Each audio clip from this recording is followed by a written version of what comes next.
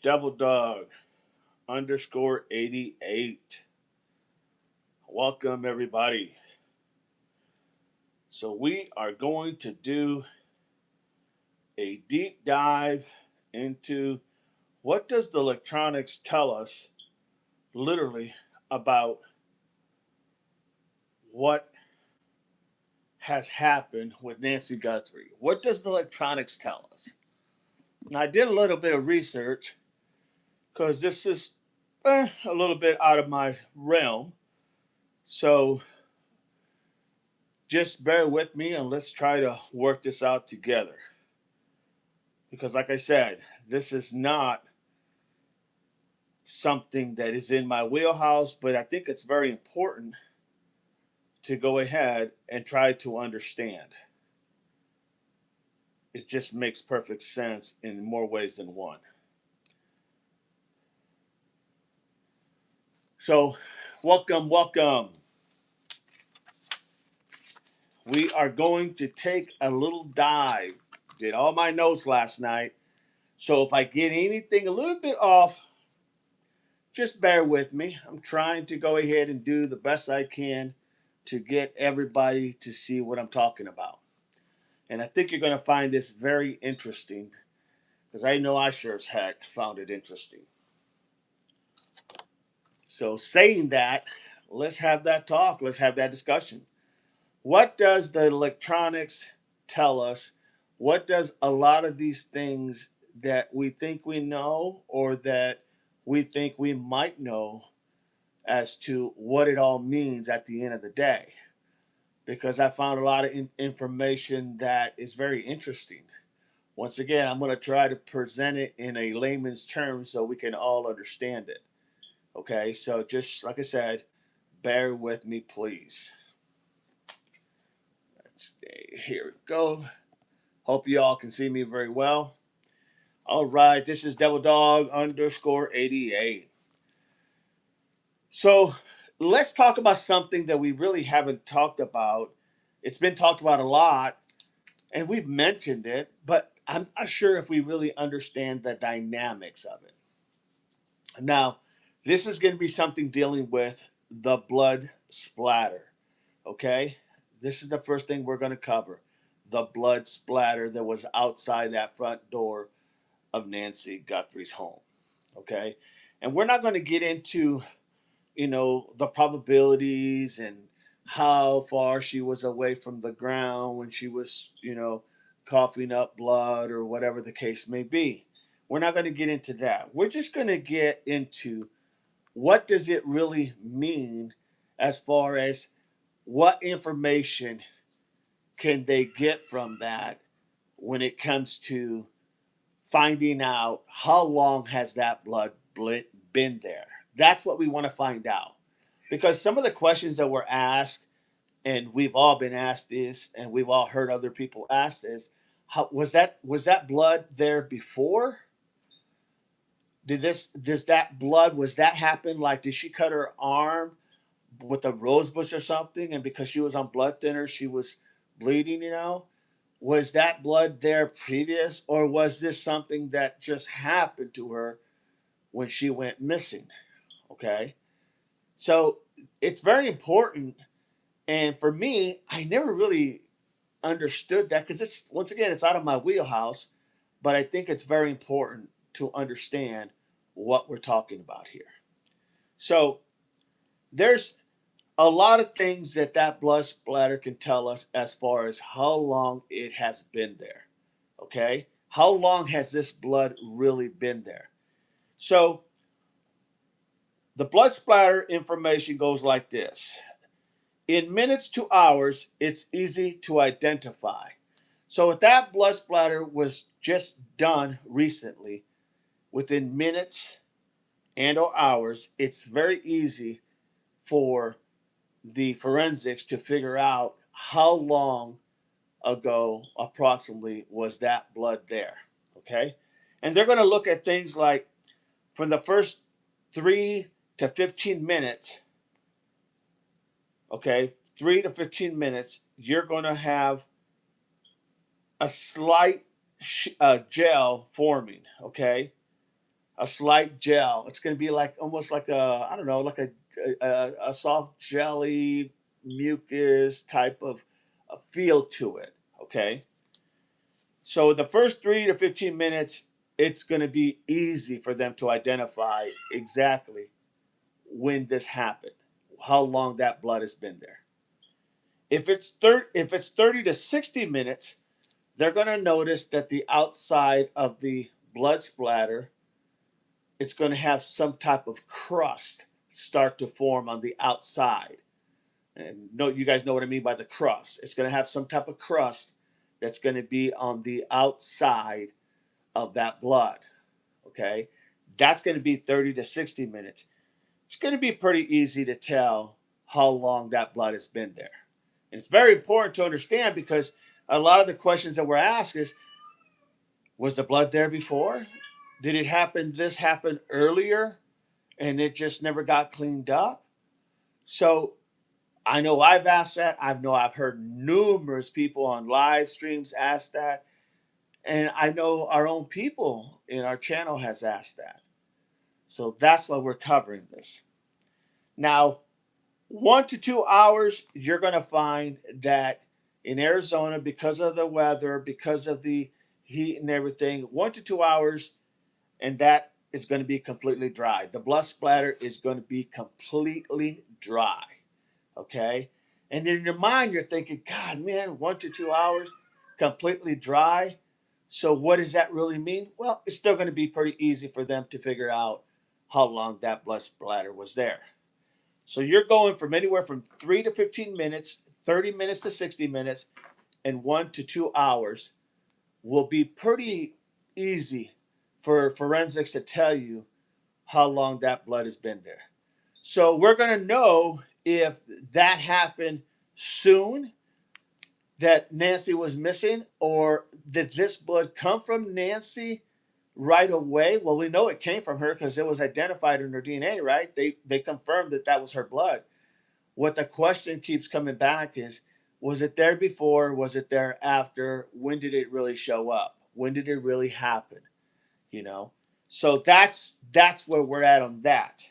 Now, if we're talking about that blood being there days to weeks, okay? So let's just say this happened a week ago, okay? A week ago. And it just never got cleaned up. No one really bothered. Everybody usually goes through the garage door, right? When they come and visit Nancy, they go to the garage door because they pull up and then they just get out and go to the garage door. That's understandable. I mean, Nancy will go out through the front door a lot, when she wants to just go out there and probably take a look at everything just to, enjoy the beauty of it. I'm sure she goes out there. Okay. But the reality is that most of the time when people come to visit, they're going to come through the garage, more than likely, especially family. Now, DoorDashes, people like that, they're going to go ahead and literally get down, bandit. Get down, bandit. They're going to go ahead and literally, they're going to come to the front door more than likely, unless specified. Okay. April's in the house. How are you doing, April? Good to have you. So the idea that in days or weeks, okay, if blood is out there, this is what we can expect. It can be estimated. Forensic scientists can look at it, and by looking at the oxidation of the hemoglobin, down bandit, looking at the oxidation or the hemoglobins, okay, can tell you a lot. And the breakdown of the proteins of the metabolites, okay, metabolites. That is going to be very interesting because they are able to look at that. Now, honestly, the oxidation, hemoglobin, the proteins of the metabolites, that's all foreign to me. This is stuff that I just had to literally get into the weeds to try to understand. And so this is what I'm trying to convey to you all. Miss Mandy's in the house. Good to have you. Good morning. Now, the techniques like what's called ramen, and don't think of Rain Man or ramen noodles. Think of ramen, Ramen. Okay. Lisa's in the house. Good morning. Okay. The spectroscopy, I know I'm not saying it right, but hey, I'm trying my best, allows scientists to analyze these changes of the age of the stain. So by using literally what scientists use or what forensics would use, they're going to look at the oxidation of the hemoglobins and the breakdown of the proteins to determine how long that blood has been there when it's days to weeks. So when you ask the question, if it was there for weeks, would they still be able to tell? Yes, they would still be able to tell. Okay, because they're going to use techniques that deal with what's called ramen, Ramen, not ramen noodles, but ramen, or as some would say, ramen. All right. So this will tell you the age of this of the stain of the blood. And it's important to know that because we always ask, like, well, if it was 2 days, if it was dried, how would we know? They know because we have techniques, we have equipment that will tell us that. Okay. Now, if this blood has been there for months to years, well, that's going to be very difficult to be able to pinpoint a time of how long it's been there. Okay. If the blood has been there literally for months to years, it's going to be hard to tell. Now, you have to also understand that all these dynamics depend on the conditions outside, depend on the weather, depends on whether the stains are inside the house or outside the house. Okay, so you got to remember that that all plays a factor in rain and everything, you know, dust storms, whatever. They all weather's going to play a big part. So you're probably going to have no problem understanding if it's inside the house because it's all covered. Now the porch is pretty good because the porch has that canopy top at the top. So the idea of rain coming and taking it away, yeah, maybe, maybe not, right? Because it has a cover over the top.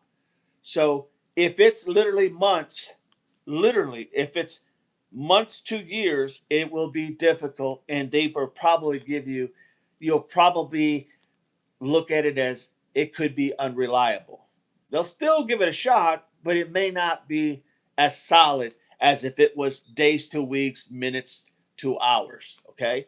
And it's important to understand that because we always ask, how can they tell? How can they tell how long that blood's been there? Groundsky, good morning, Groundsky. Good to have you. So click like, do me that favor, click that like. Let's have 1,000 likes on this, right? Let's get it. Click likes, click your emojis, click your hearts. Let's get that algorithm from the get-go. So that's what we're looking at that. All right. Now, to narrow down the objective time forensics looks at, there's several things that forensics are going to look at to get this. I never thought of the droplets possibly being old. Interesting, says Paige. So to narrow the exact time, forensics looks at several things, and I think there's like 3 different things they look at. Okay. So the first thing they're going to look at is the color changes in the blood. They're going to look at the color changes.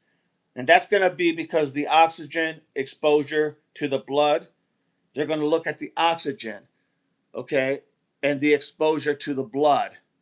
Okay, that's going to tell them a lot of information as to where and how long that's been there. The spectral analysis. This is the tools that I was telling you earlier, not the ramen noodles, but the ramen or ramen, Ramen. That is what they're going to use to go ahead and figure that out. That's what that tool does. Okay. And then The last, obviously, that's going to hamper or be able to affect the time of when this blood splatter was out there is obviously what I stated earlier, the environmental exposure. How long has this been exposed? Like if it's out in the driveway, right, laying in the driveway, the blood splatter.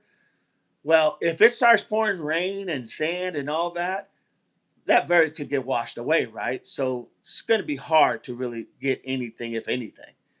But if it's in the house or if it's under a porch or by the door, the front door, and there's an awning on the top, there's a good chance they're going to be able to get pretty damn accurate at what they're looking for. All right. All is going to depend on the weather when it's outside. And I think that just goes with the fact of what we see. Now, I had a little note up here that said the accuracy depends on heavy on the time frame, environmental conditions. You have to take that because in everything, even from 3 to 15 minutes, 30 minutes to 60 minutes, 1 to 2 hours, okay, even all those things, days to weeks, months to years, environmental conditions is going to be paramount. That's why when you go to a case, okay, and you go to a case, you want to get that information all at once because you may not have another chance. It may be storming, raining the next day. It may be, you know, for whatever reasons, thunderstorms. It could be windstorms, right? Dust flying everywhere. So when you go to a crime scene, you want to make sure that you get everything you possibly can at that moment. It is paramount. It is crucial because if you don't, it may not be there tomorrow, or it may be tainted by weather or things that are uncontrollable by everybody. Okay, so remember that it is crucial. Weather plays the most biggest part in determining how long that blood's been there. It's always going to tell you whose blood it is. In this case, we know it's Nancy's blood. We just don't know, as some have suggested, did it happen earlier? Did it happen a week ago? Did it happen 2 weeks ago and no one just cleaned it up? I don't know. None of us know that. But what we do know, it is her blood. So what do? Well, forensics comes in and uses those tools to determine how long that blood's been there.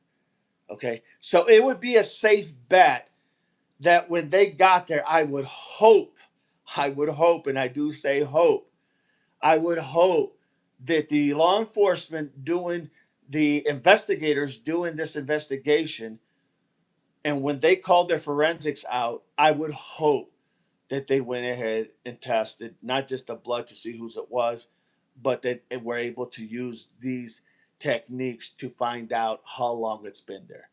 I would almost guarantee that was done. I don't know that to be fact, but I would almost guarantee that was done, in my opinion.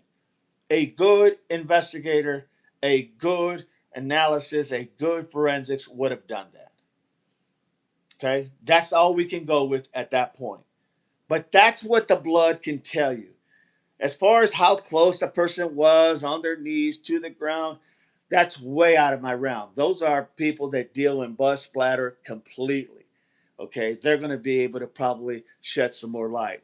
But all I wanted to focus was how long has that blood been there to say, did it happen during the time Nancy was taken out?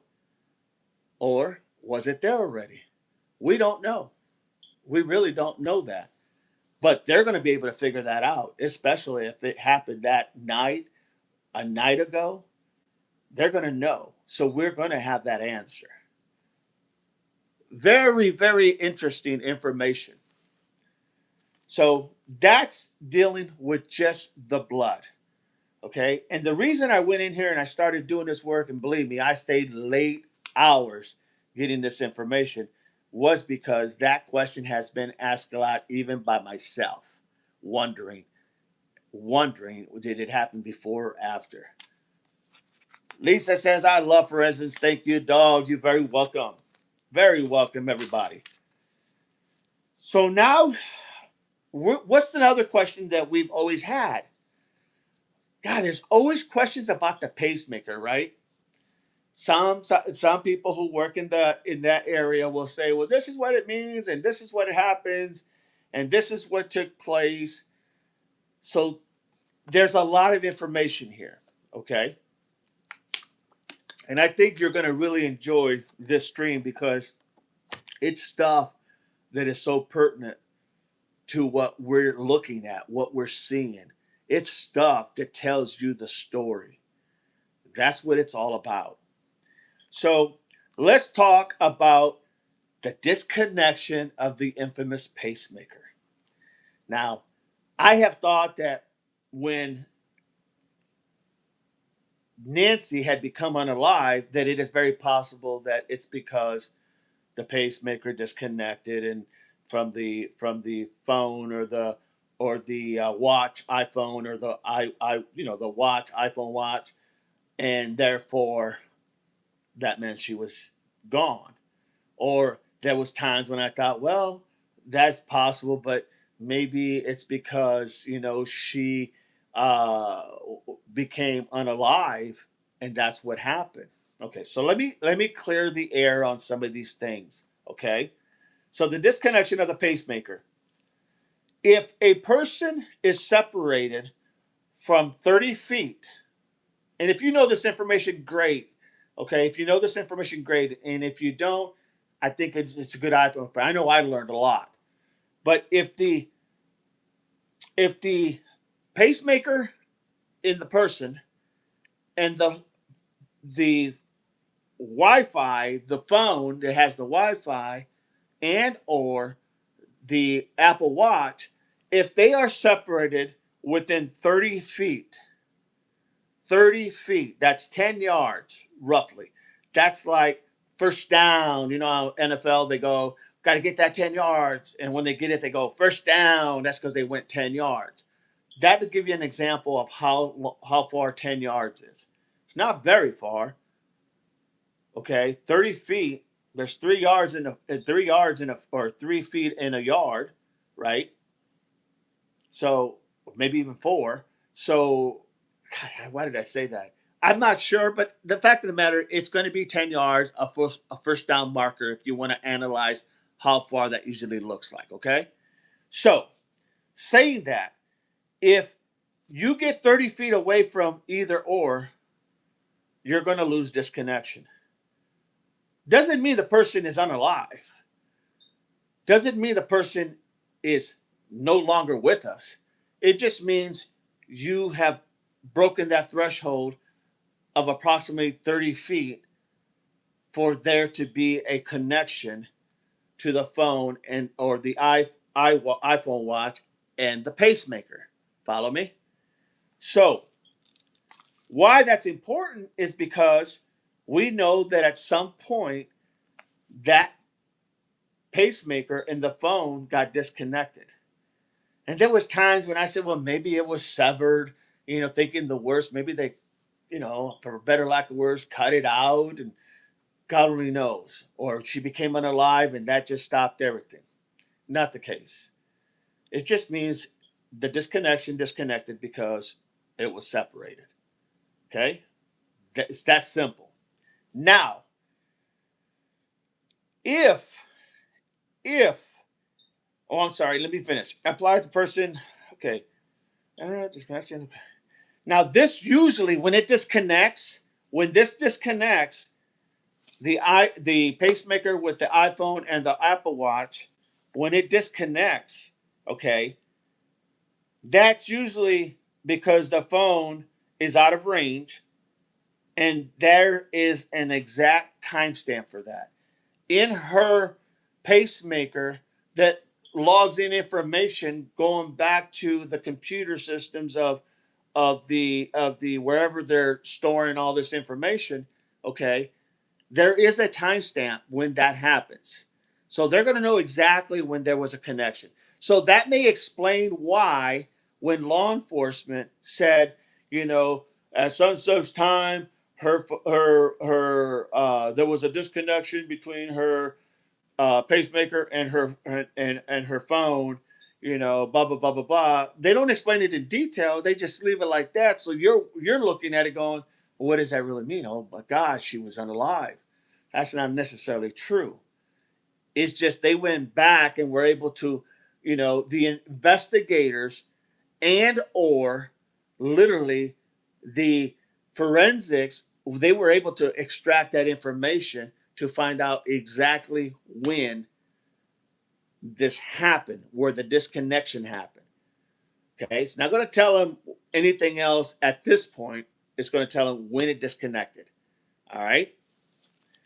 I know it's very wonky, but follow me. I thought it was interesting as heck. So they're going to get an exact time frame when that happened, a timestamp. Now, if a deceased person's body, April, could it be the perp knew that and why phone was left behind and wondered it to not be tracked? Absolutely. Absolutely. In my opinion, that's exactly what I was thinking.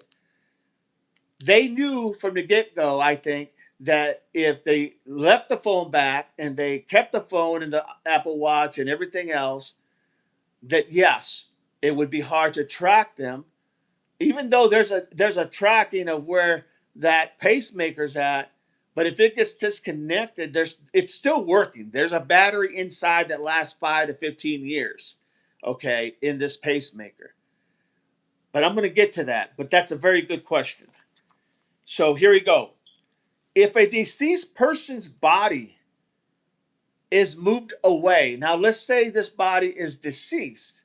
Let's say that somewhere in this whole thing, for whatever it's worth, that Nancy becomes unalive. Okay?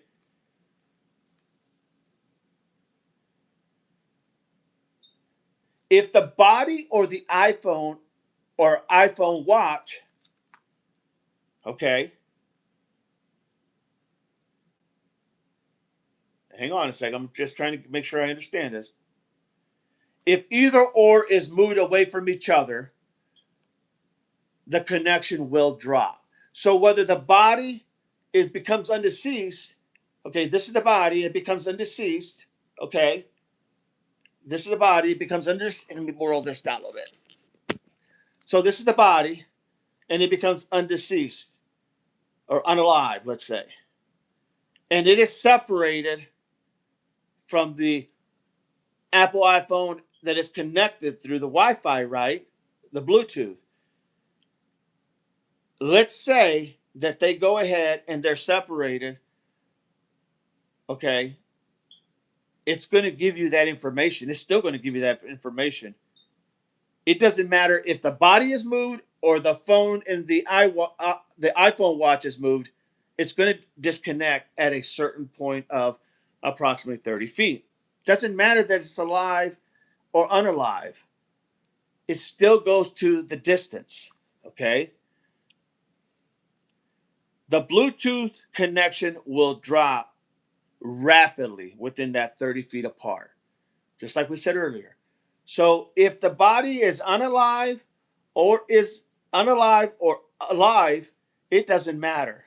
Okay, as long as those two are separated by distance of 30 feet or more, that's all that's going to happen. It's going to disconnect. Now you ask, how else could it disconnect? Okay, how else could it disconnect? Well, here's an interesting thought. If the iPhone watch and or if the iPhone itself loses power, like it dies, you know how sometimes I'll have my lives and it'll shut down and everybody goes, what the hell happened to Double Dog? And then I tell you, we come back and I tell you, hey man, sorry, I wasn't even paying attention to the damn battery life and it just died. If the iPhone dies, becomes literally loss of power because it ran out of juice, right? And no one charged it, that also will cause a disconnection. Pretty obvious, right? And if the iPhone watch dies, that's why you have a charger. If it dies, well, you're not going to have that connection. So if these items are basically have no power left in them, well, yeah, it's going to disconnect in a heartbeat. Doesn't need the 30 feet. It's just going to disconnect right now. So they could be right next to each other and the phone doesn't have any power. The iPhone watch doesn't have any power.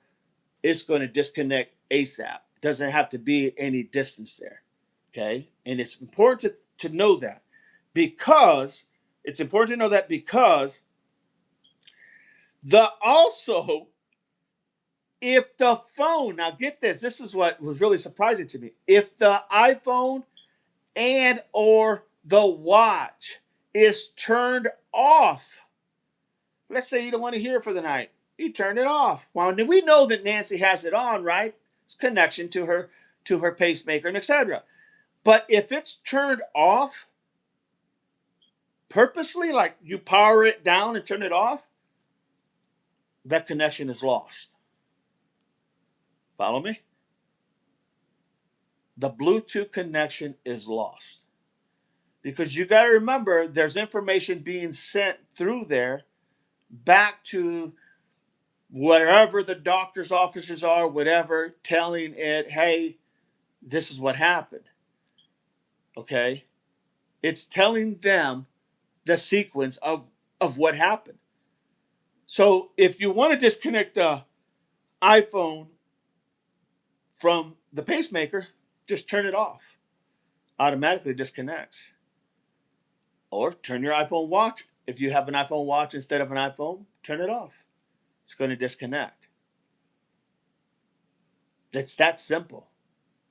And yet hearing everybody's talk and everybody's information, I never even thought of that. Right? I never even thought of that. April, there was a power outage stated that night.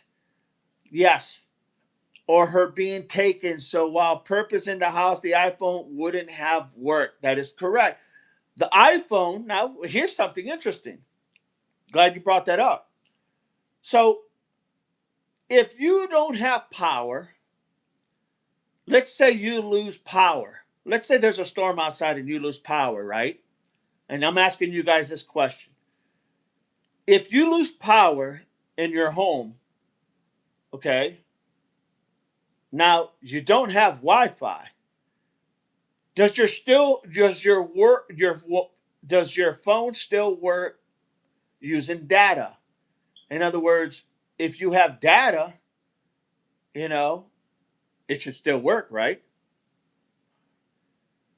Right. No power, no modem. Correct. But what I'm asking is, does the phone, can you still use your phone to call or to maybe log in on your phone? Because not every phone has to have Wi-Fi. You can run your data to basically, it's going to cost you, but you can run your data, correct, to go ahead and watch the weather, what's happening in the weather, right? Let's say there's a storm. Let's say there's a storm outside and power goes out. Okay. Well, if your Wi-Fi is not going to be connected to your phone because the power's out, do you still have data on your phone that you can still turn off your Wi-Fi and run on your data? Yes, mine works with data, but for a fee. Correct. That's my point. That is my point.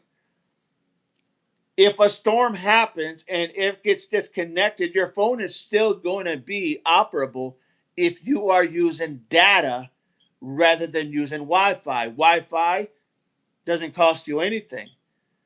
Data on your phone, if you use your data, kicks in, then yes, it's going to kick over to data and you're still going to be able to have a connection, correct? Hi, the connection is Bluetooth, not affected by Wi-Fi. The only thing affected is the connection to the doctor's office, not the iPhone. Correct. So welcome in, Aid. So with saying that, here's what happens. There's a signal, okay? There's a signal that the pacemaker is sending to the doctor's office, okay? There's a signal. And what's happening is in that signal of that, wherever that information is being trying to get downloaded, it's being retry. It's like it's rebooting itself, constantly trying to get that connection back, right? It's almost like if you search something when power is out and you're only using Wi-Fi, what happens? It spins and spins and spins, and you never make that connection, right? Because you're trying to use Wi-Fi. If you turn your data off or you turn your Wi-Fi off on your phone, your data kicks in, you're able to go ahead and get a connection, right? That's my point. In this scenario, in the doctor's office where this information goes or wherever this information is being stored, it's trying to reconnect. It's not like it just says, okay, it's done. No, it's trying to kick back on, but it can't. So it keeps trying to reconnect, trying to reconnect, trying to reconnect. I work with cardiologists. The app on the iPhone is the one sending the signal, okay? The connection is with the iPhone app. That is correct. Yes. And I'm glad you work for with the cardiologist. I'm glad you worked that. But this is something that everybody seems to not grasp. And I've heard people who literally have come on other streams and stated one thing and then somebody else states another, and there's never no clarification. But you're right. You're definitely right. Alley Cat's in the house. Good morning. Good morning. So thank you, Aid. I appreciate that. Now, here's what I'm saying. It's still trying to turn on, right? At the other end, it's still trying to kick on because that's what a pacemaker does, right? It's there to basically give that spark to the heart to get it going, right? So it's constantly trying to turn on. It's not like it just stops. It keeps trying. It doesn't start back on until you have literally a connection, right? So it can download the information, correct? Am I correct, Aid? That it will still try to connect, even though it won't be able to until you have a connection, correct? So it's still going to try to download that information. It's just not going to download, but it's going to be almost like spinning in a circle, like a little mouse in a wheel. It's going to keep trying to keep trying to keep trying until there's a connection, until the power's back, and then pow, it starts connect again, right? Because that's what I read. And tell me if I'm wrong or right, please, since you work in that field. So, saying that,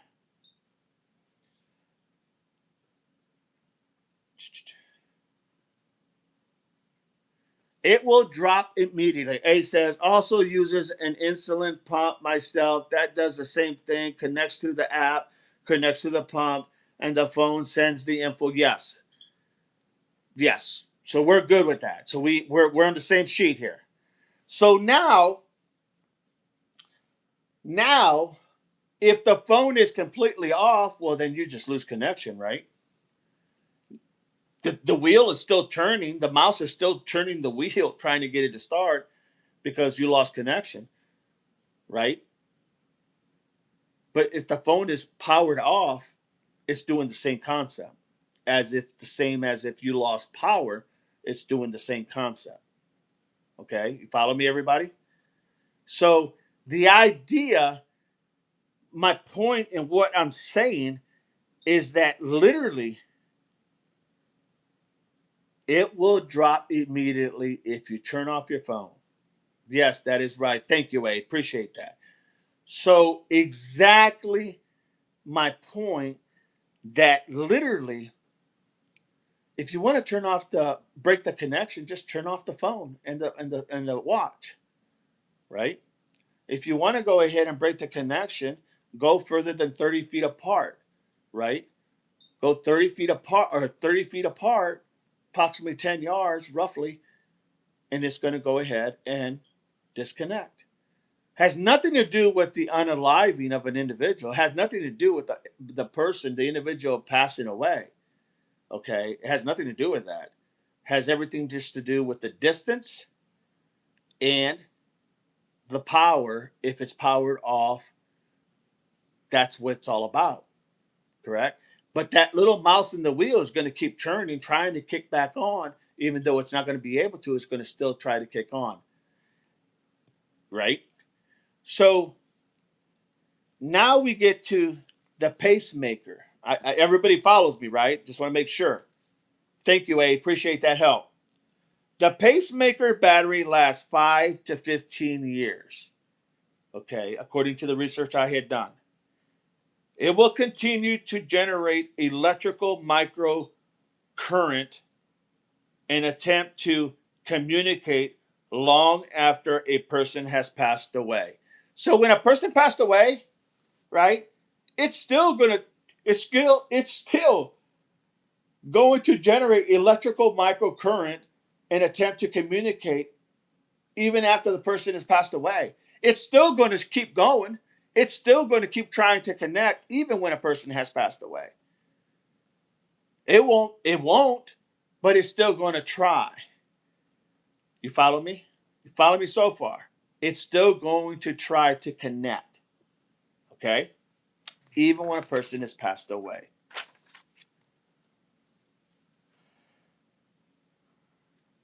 Now, in this point when a person becomes unalive, April said, Alley Cat says, so one would think they could take her cell phone out and about like a metal detector and search for that signal.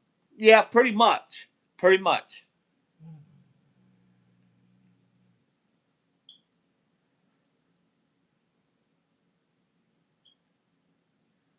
So I guess to a certain extent, yes. Yes. A could probably answer that. She works in that a lot, in that. Okay, here we go. So this is what a pacemaker actually records at death. At the point of becoming unalive, this is what the pacemaker records. The pacemaker does not disconnect because a person goes unalive. Okay, we've established that already. It doesn't. Okay, it does not record the psychological event internally. Internally. Okay, you follow me so far? Now we're getting a little in the weeds, so stick with me. Clarify anything I say wrong, please. Electrical activity. When a heart stops beating, doo doo, doo doo, doo doo, doo doo. When a heart stops beating, a pacemaker detects the lack of natural heart rhythm. Think about that for a minute. Think about that for a minute. When the heart stops beating, the pacemaker the pacemaker detects a lack of natural heart rhythm. Okay? I mean, that's self-explanatory. The internal log, that's when the pacemaker takes over. Correct. Correct, Allie. The internal log will continue sending electrical pulses. Remember the little wheel that's spinning? The little mouse is spinning the wheel. Will keep sending electric pulses to try to stimulate the heart. Gotta get that heart going. Come on, heart, kick in. Even though the dead tissue cannot respond. Follow me? So it's still going to do the same thing. It's going to keep trying to kick on when a person becomes alive. Could her phone ping the pacemaker if Ellie used it to search for her? I don't know if it could ping, but I'm sure there's ways of doing those type of things. That's out of my realm. I'm just giving you what would happen on the unalive and not. But that's possible. Abe might know. Kevin, today's day is 109. I say this is a unaliving case by now. Yeah, pretty much. pretty much. Pretty much. Welcome in, Kevin. The internal log, it will continue sending electrical pulses like a little mouse in the wheel to try to stimulate the heart. Turn on, kick back on, heart, even though the dead tissue cannot respond because it's unalive.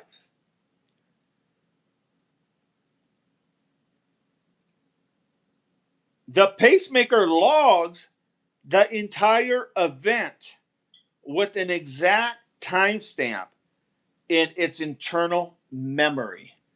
Listen to what I just said, everybody. Norma, good morning, DD, and beautiful chat. Good morning. The pacemaker logs the entire event with an exact timestamp in its internal memory. So that internal log is going to tell you exactly when that started, when it happened, and when that person became unalive. The pacemaker logs the entire event with an exact timestamp in its internal memory. It's an internal memory is what's going to log that. Okay, now we're going to move to the forensic valve. Medical examiners and investigators, this is important. Medical examiners and investigators can later download, think about this, click that like, everybody, click that like. Send them emojis. Let's make it happen, everybody. The medical examiners or investigators can later download this data directly from the device process called interrogation to establish a precise, incredibly precise time of death. Think about that for a minute. Medical examiners and investigators can later download the data directly from the device process called interrogation. That's what they call it. Don't ask me why, but that's what they call it. To establish a precise, incredibly precise time of death. And that's pretty damn good. Good morning, L. Why that is important is because that would explain, or let me rephrase that, that could explain when they were able to download this information. Alicat says, so I'm thinking A&T no doubt knew she had a pacemaker, so that's why they would take the body away if we were looking at them. Very, very possibility. That's a very good possibility. Very, very good opinion, no doubt. Don't know that for sure, but that's a uh, uh, very good theory. Good morning, DD and all, says Mary Ann. So now we know that in the forensic valve, they can literally tell you with incredible precise, the time of death. That could be why they knew once they got this information, they were able to download this information. Maybe that's why they knew that she had already been unalive. Could that explain why? I know this sounds crazy. Could that explain why Nanos called off the search after 48 hours? Or a little less than 48 hours? Because they already knew she was unalive. Now it became okay, we're not finding somebody who is literally, because I always ask the question, how does he know that she is gone? How does she know that she has passed? How does he know? How could he just go ahead and stop the searching for Nancy? She's still alive out there. She could still be alive. How does he know she's not alive? Uh, well, because they had the information from the forensic valve that gave them the specific time when she went unalive. Think about that one.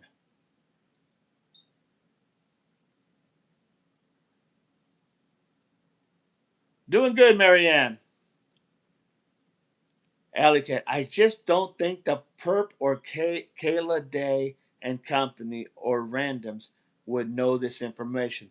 Yeah, I mean, I don't think they would know it either. That's very true. Norma, DD could have been anything.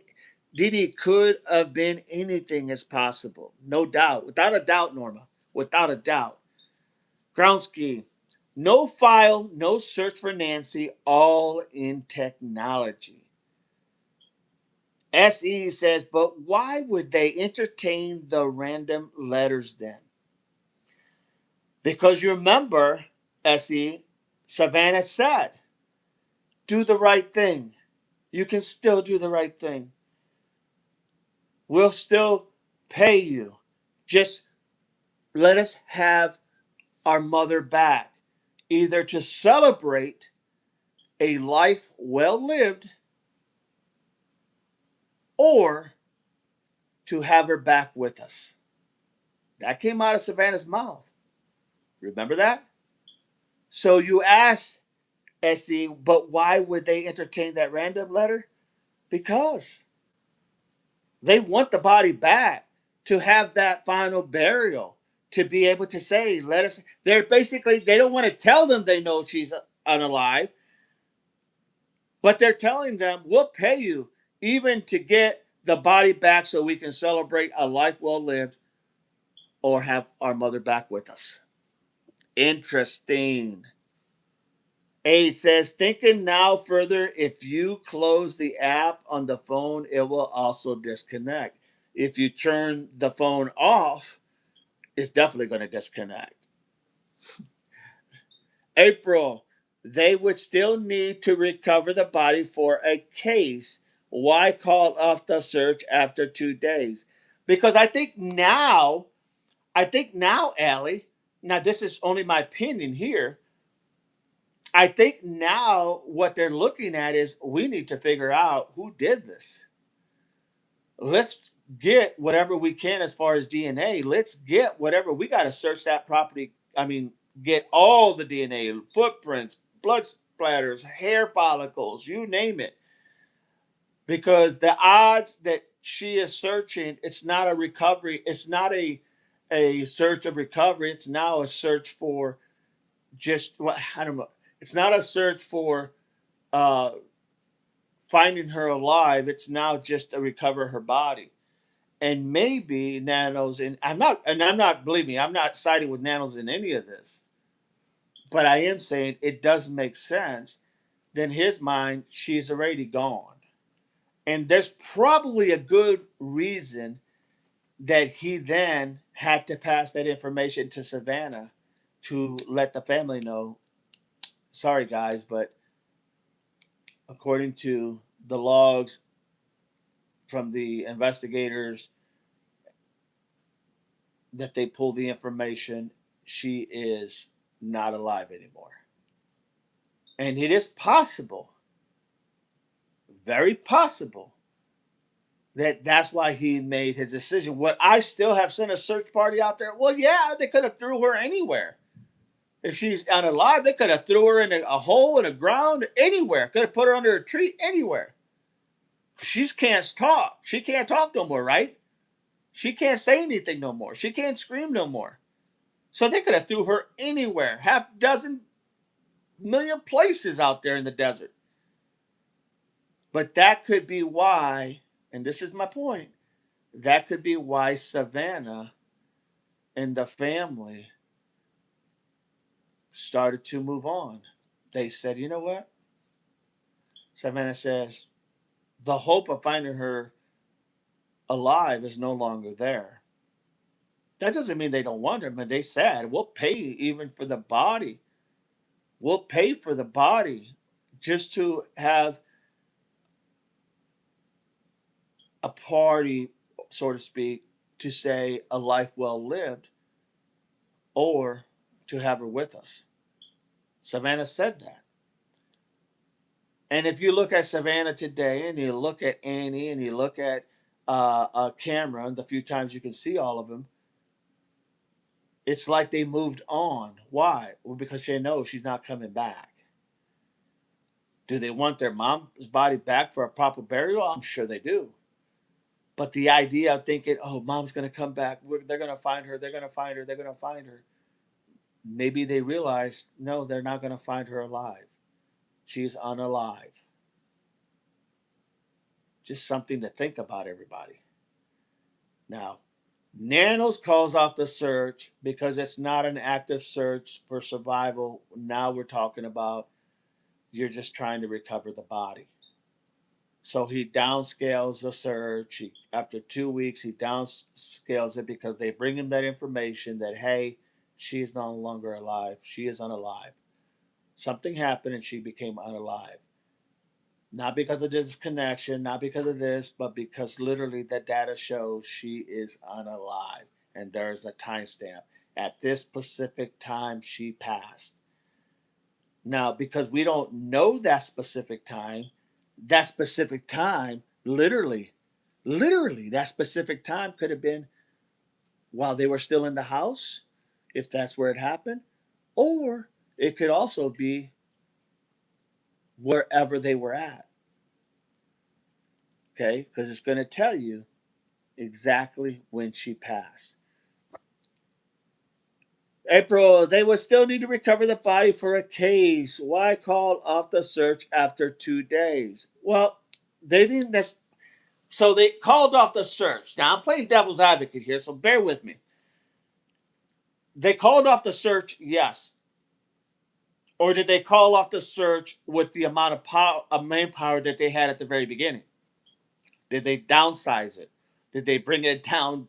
If you know she's passed, okay, look, we're not going to have 1,000 people out here searching for a body that we know is unalive. Let's go ahead and just put a group of 25 people, check different areas, and see if they can find the body. The real question really is why would it's not why he would have done that. Why did he not allow the Asian Navy or other nonprofit organizations to come in and do a big search? Because then it wouldn't have not taken any manpower on his end. It really wouldn't have taken any manpower. He could have put one person here, like in areas as these people are searching, and they are basically just to make sure no one gets hurt, no one gets bit by a snake, whatever. Almost like putting certain officers in coordination with where the search is going on in case somebody needs assistance. Could have done that. Could have very well done that. But why did he stop Cajun Navy, or why did he not? He said his reasoning was because he didn't want them, and I read this as well. He didn't want them to go ahead and to basically uh, compromise the evidence in the desert, which makes no sense because you don't even know where she's at. So to compromise any evidence, to walk over evidence, to disturb any evidence, that was his excuse, which to me is a piss poor excuse. That's my opinion. It's a piss poor excuse. But that was his excuse. Let the professionals handle it. Okay, well, there's not many of you out there. So why would you stop these professionals, Cajun Navy and other groups, to do this? That's still a big question that needs to be asked. Okay, no doubt about it. But the reality is that she's not there. So he scales back the search. He could have very well, like I said, put deputies in different spots, you know, and then let Cajun Navy do their thing, and then kind of just be out there as a mouthpiece in case they need something or something is needed. They could call back dispatch, right? I mean, I don't know how they do all these things, but I'm sure that it's something to that effect. Gronsky, I always wondered how they stopped the search, why they stopped the search. Correct. SE says correct.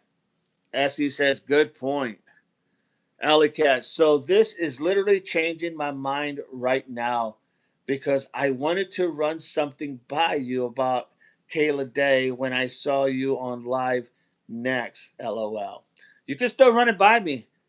I mean, nothing's 100%. Hey, we all know nothing is 100%, right? So run it by me. Send it to me. Run it by me. Let me know. You got my email. Send it to me. Because no information is not good information. The more we have, the more we got to look at. Okay? Norma Gronsky, I wondered that myself.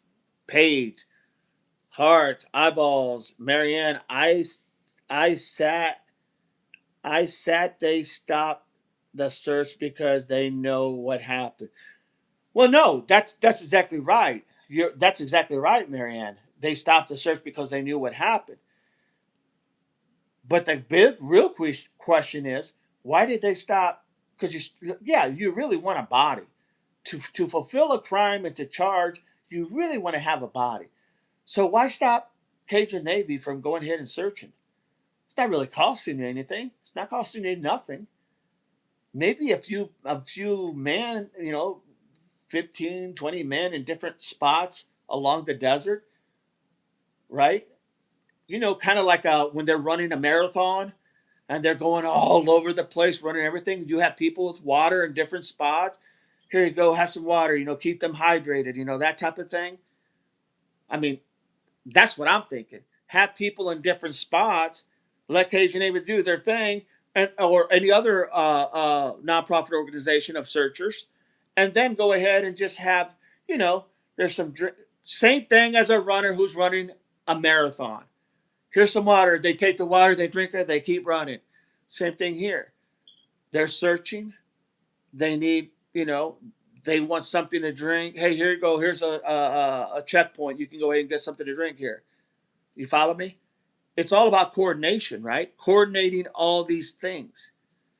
I'm not saying Nanos was a good coordinator by no way means, but that would make sense to me, in all honesty. Marianne, say not sat.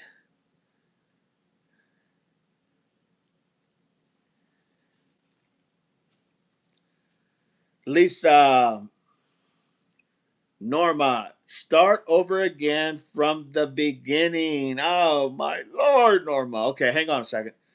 Marianne, I changed my mind about the blood.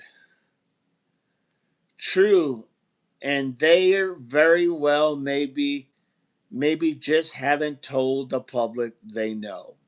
That's very well said, El. Paige, Marianne, Alley Cat, Savannah did say we received your message. She did say that, Alley Cat. Norma, DD, you are absolutely right. Nancy could be anywhere out there. My prayers are finding Nancy either way. Amen. No doubt. Lisa, I changed my mind about the blood. Told you yesterday my theory about something would change, laughing out loud. Lisa, say Marianne. Spo, hey DD, what's going on, Spo? Oh, good morning, Lisa. Marianne, after seeing Sleuth last night, I think it was planted there by using a syringe. It's very possible. I mean, it's possible. SE, they did search with the sniffer for a few days. Yes, they did. 1985.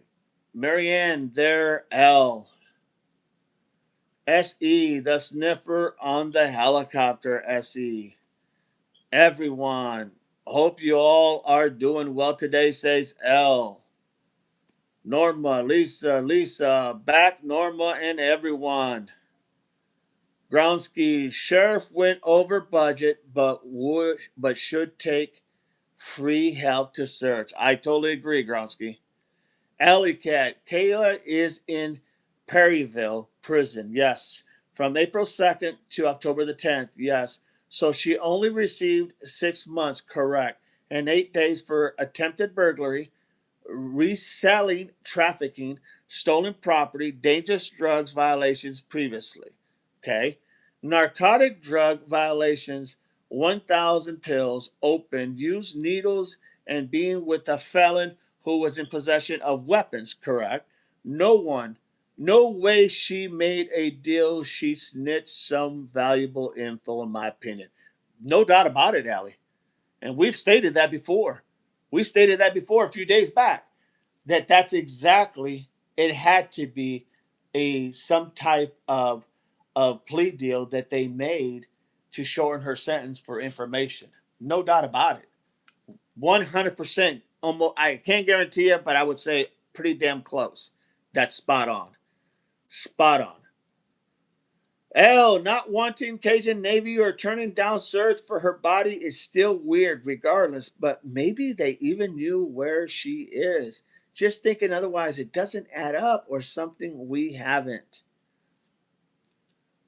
thought of. Alley Cat. And then the next day, they have a warrant, a search warrant, yes. And SWAT came in to get Daly. I mean, come on. And it is related because he was asked about Nancy. Yes, it was. 100%. No doubt, Ellie.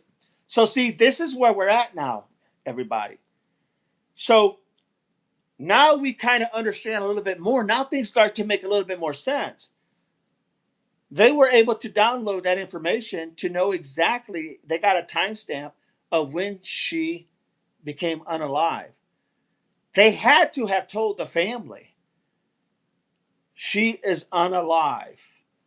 And they had to show Savannah and her family this is what we know. And it probably was at that point that Savannah said, I'm going back home. I'm going back to my family. And at the time, we're going, how could you just leave and go to your family when your mom is still missing? Well, because she knew her mom was unalive. She knew her mom was unalive. She had still had kids she had to take care of. She's going to let them figure out when they can find or if they can find the remains of her mom. But there's nothing she can do to go ahead and literally bring her mom back from being unalive. So then she goes back. Camera goes, does his thing back. And in Tommaso are just basically cleaning up, keeping everything looking okay till they decide what's going to happen. You follow what I'm saying? I could see now it all makes sense why everybody's scattered. Whereas before, we didn't have a clue. How could they do this to their mom? They're so disappointing. How could they do this? But the reality is, what could they do? They can't bring her back from the dead. That's why, yes, I think you see Savannah, even now when you watch her on her morning show, you see her literally like, just another day, just another day. Makes a lot of sense to me. No doubt about it.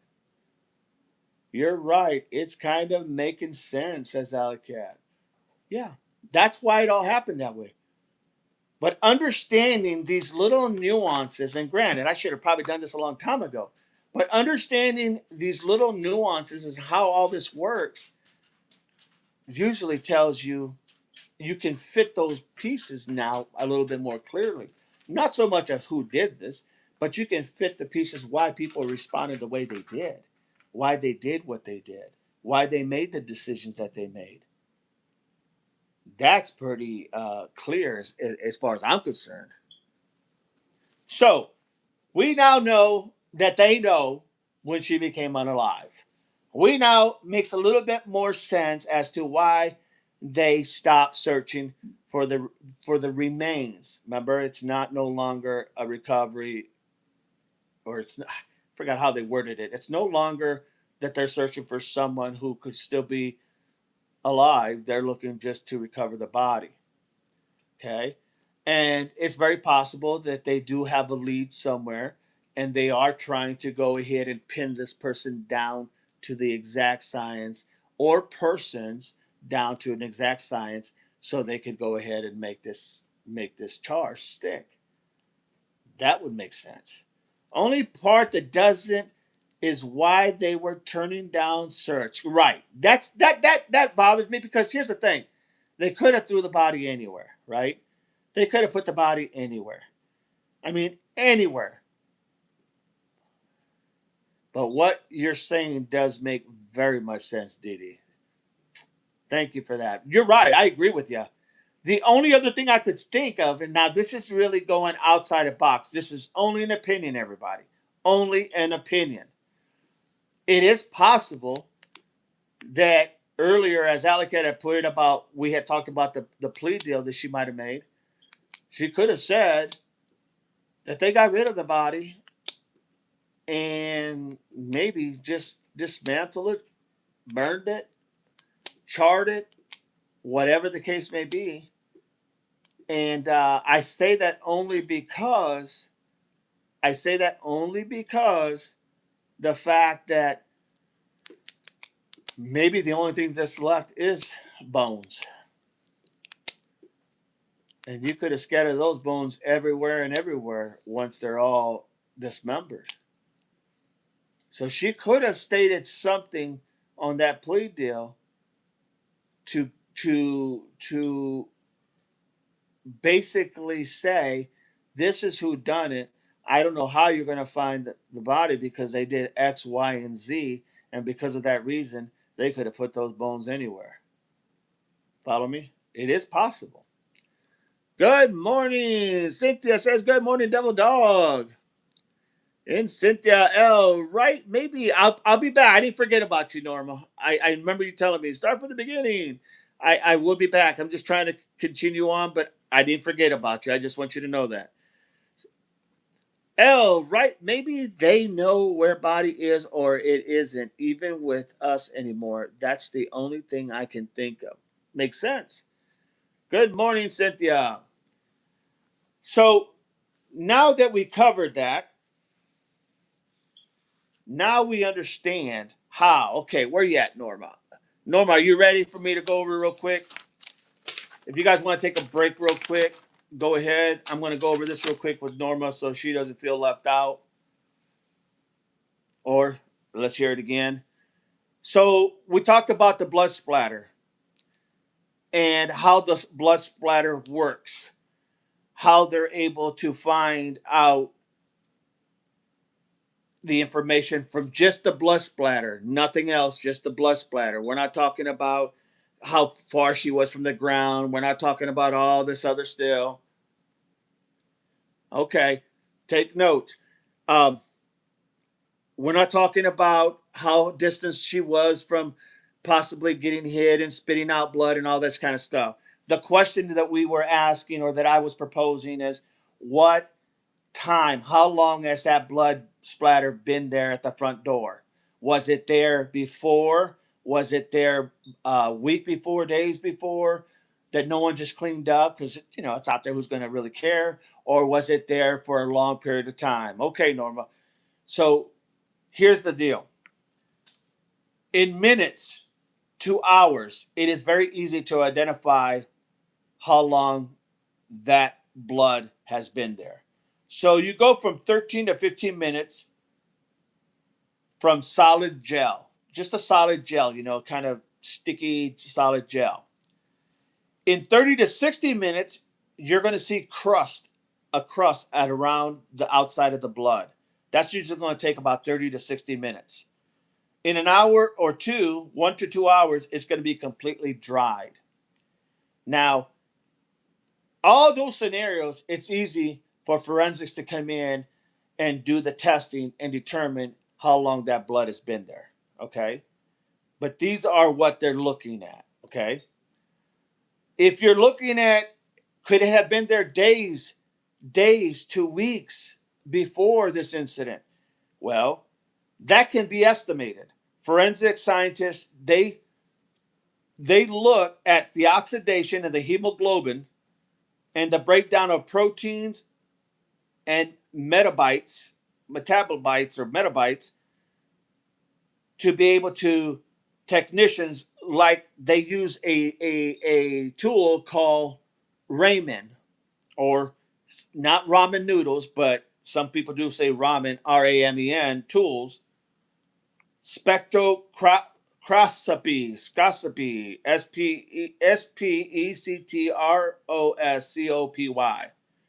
This allows scientists to analyze these changes of the age of the stain.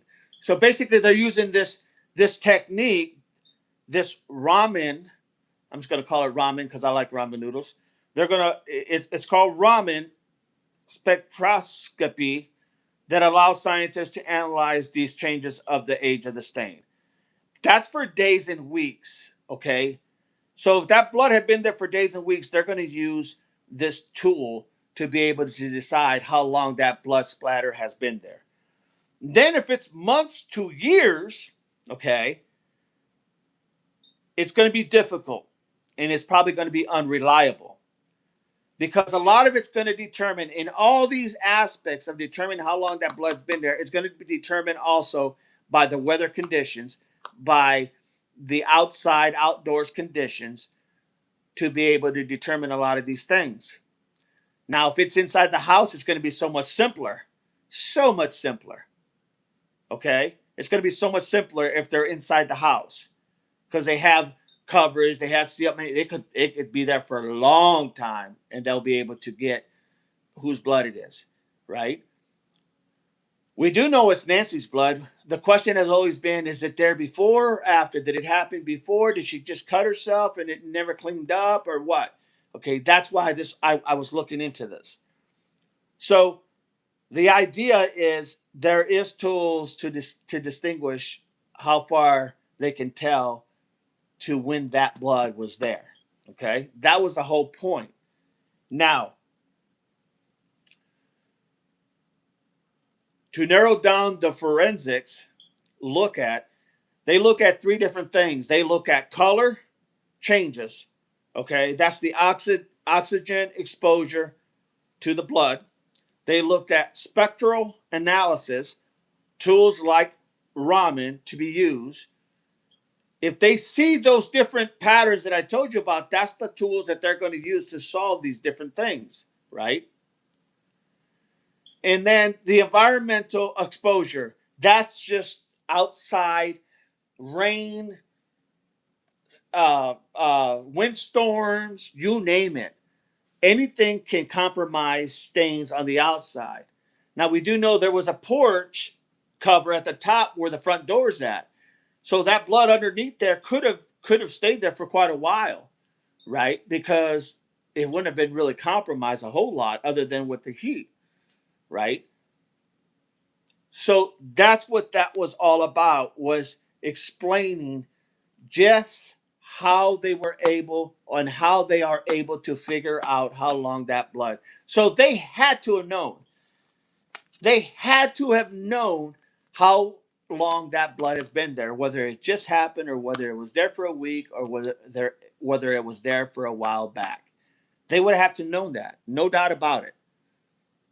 Good morning, Gronsky. I'm going to answer these real quick. We are talking science today, and this is hard. It is. I get it. I get it because it was like very rough for me. Okay, so morning. I was never good with science. I hated science.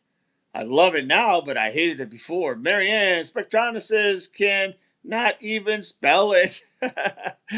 Alley Cab, but 857 was there when it showed the sheriffs knocking on the front door. They would have seen that. Once again, this is all about how long that blood has been there. Okay, because these sheriffs that are knocking at the door, they're not forensics. Okay, they're just probably, for better or lack of words, 10-month veterans, 10-month in the law enforcement. And I'm just being honest because that's usually where they're at. It might be a year now of knowledge, experience. So they're not going to be checking that blood. They may see it, but they're not going to check it. They may notify the people that need to come and check it, but they're not going to check it. The whole point is, when did that blood, how long had it been there, Allie? It's how long has the blood been there? Okay? That's all we really are looking at. We don't care about all the other stuff because the other stuff is a little bit more out of our range. This is how long can they go back to see how long that blood there. And I told you, from 3 to 15 minutes, this is what it's going to look like. 30 to 60, this is what it's going to look like. 1 to 2 hours, this is what it's going to look like, completely dried.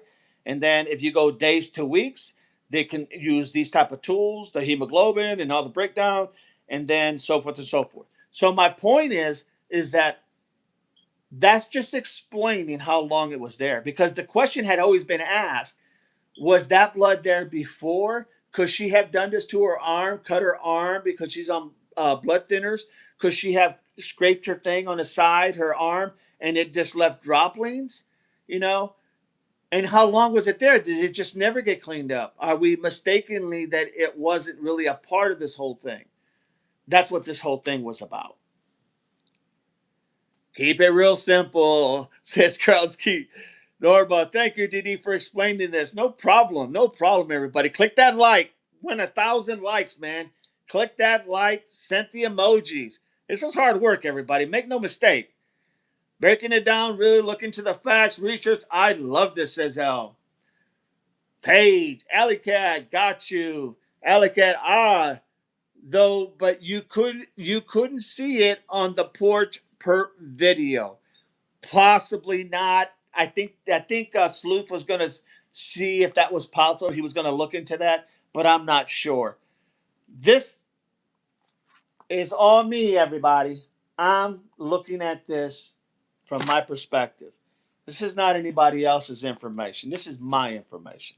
Okay, just so you all know, that's some hard work. Thought, but you couldn't see it on. It's very possible. Marianne, didn't someone have a picture on the blood wasn't there, or was I dreaming?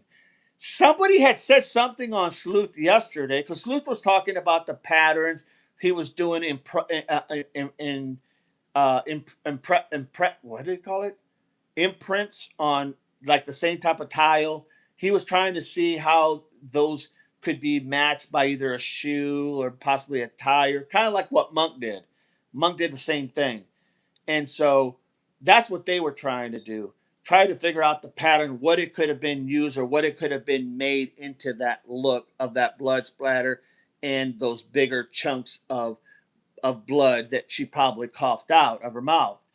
This is all about just how long they can tell, how far they can go back to determine if that blood was a part of this or was that blood. They could tell you, oh, yeah, that just happened like, hours ago, or that happened about a week ago, or that happened about a month ago, or that's been there for a long time. You see what I mean? It just narrows that equation. It clears that minutia out of the way. It takes that scenario out the window once you're able to establish it. That's what this was all about. Robert's in the house. Good to have you, Robert. Norma, Pace, Marianne. Yes, I watched Sleuth. I seen some of his things last night as well. But he was talking more about imprints. He was talking more about the blood, how it could have, he believed that the person actually was taken back into the house. Maybe she came out, she got hit or something. They dragged her back towards the house. She fell on her knees, coughed out blood. Then they put her back through the front door. That's what he was saying, and similar things, which is very probable. It's a good theory. What I'm doing is just saying, how long was that blood there? Because so many people have asked that question. How do we know that blood wasn't there before? How do we know that? Well, now we know how they find out and how they know how long that blood has been there. And that's a big piece of the puzzle, everybody. Because if you can distinguish this, you can distinguish if it's even relevant or irrelevant. So the other thing we talked about was the disconnection of the pacemaker. You guys all heard about that. Do you want to cover that, Norma, or are you good with that? Just want to make sure. Don't want to regurgitate anything so we can move on. But I want to make sure you got what you need. All right. Let me know, Norma, either which way. Okay. So we talked about the pacemaker, how it connects. Person, I used to think too that if a person, I'm good, Didi, thank you. So I, like I said, the issue that I had with the pacemaker was it was so many contradicting things people were saying, and nothing really made sense. Nothing added up. Even specialists and whatnot, they didn't even make any sense at times. They were contradicting each other. So after looking at that, it was interesting what I found because it made sense. It totally made sense on the connection. No, if she becomes unalive, that doesn't mean that automatically everything stops or this happens or this is not recorded. That's not the case. But I'm gonna move on so we can move on so we can all get smarter together. You welcome, Norma. Purple grab, Purple Afton seems staged the blood. It very well could be purple. Very well could be, no doubt. It's very possible. Very possible. So now we're going to cover another thing. There were packages on the porch I saw and Amazon. I thought there was a pizza there too somewhere, a pizza box. So I wonder if they could have tracked down that. They take photos of their drop offs. That is true. That is very true. That's a good point, Allie. Very good point. Cynthia, cool. Okay, so now we're going to move on.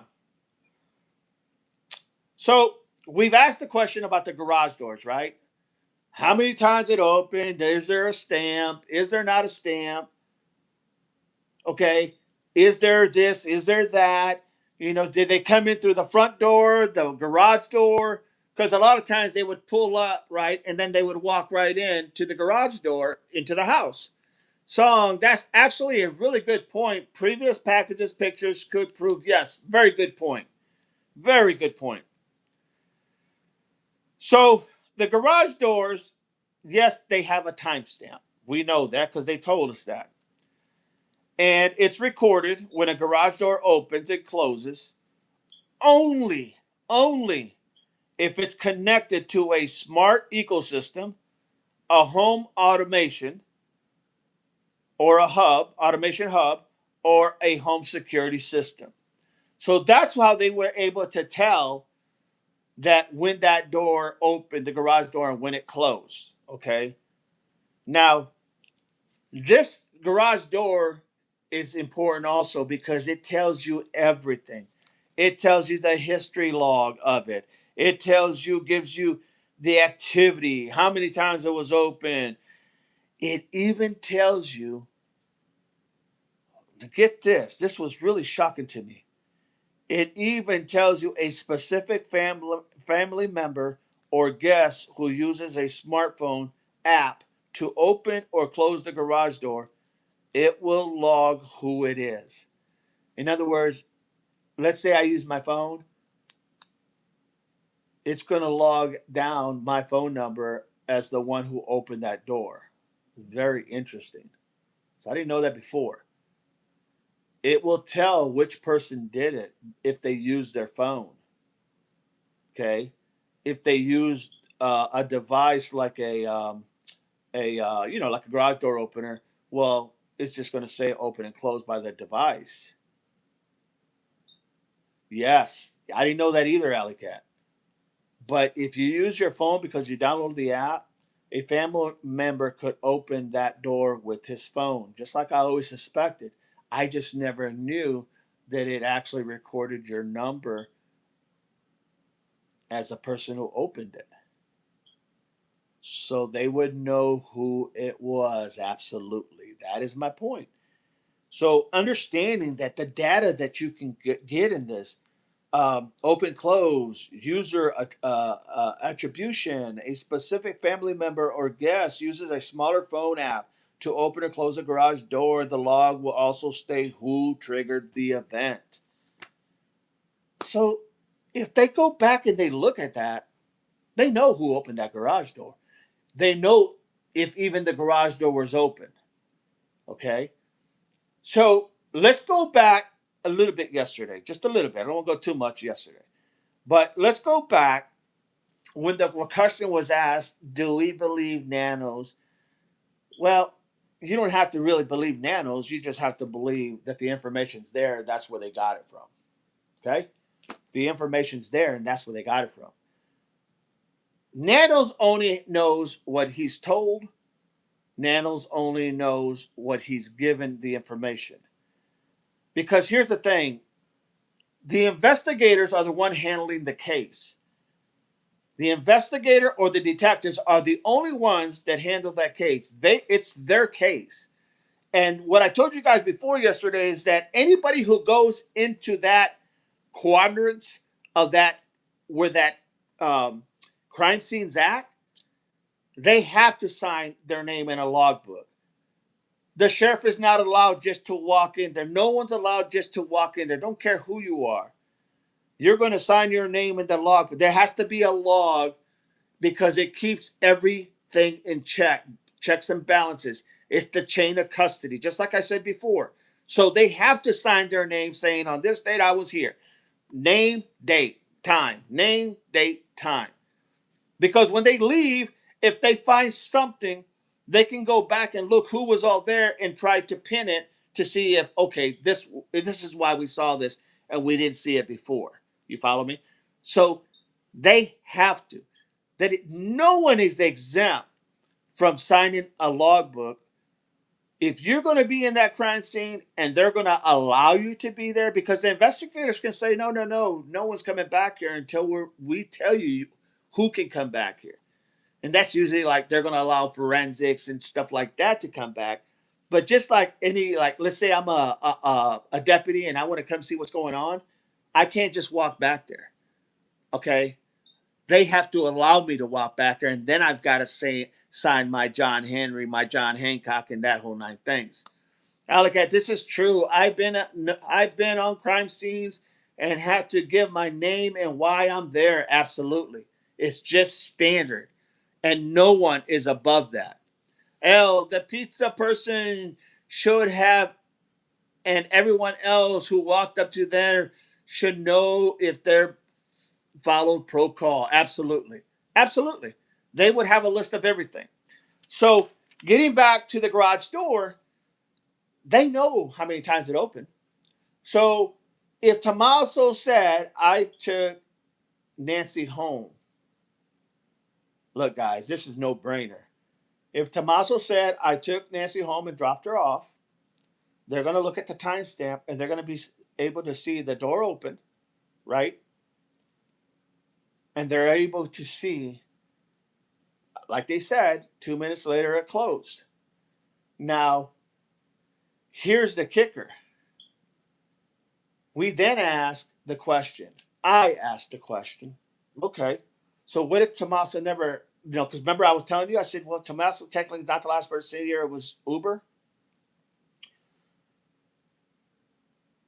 By Tommaso stating that, and they were able to correspond the time it took him to get there to the time when that garage door opened and closed, it could be a good indication that yes, Tommaso did drop her off there. But here's something even better. If we're wondering if Tommaso even did that, they had Tommaso in Annie's car for 40 days, 41 days, 39 days, pick your number.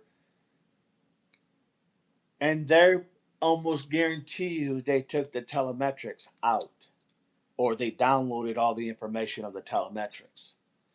Now, if someone had a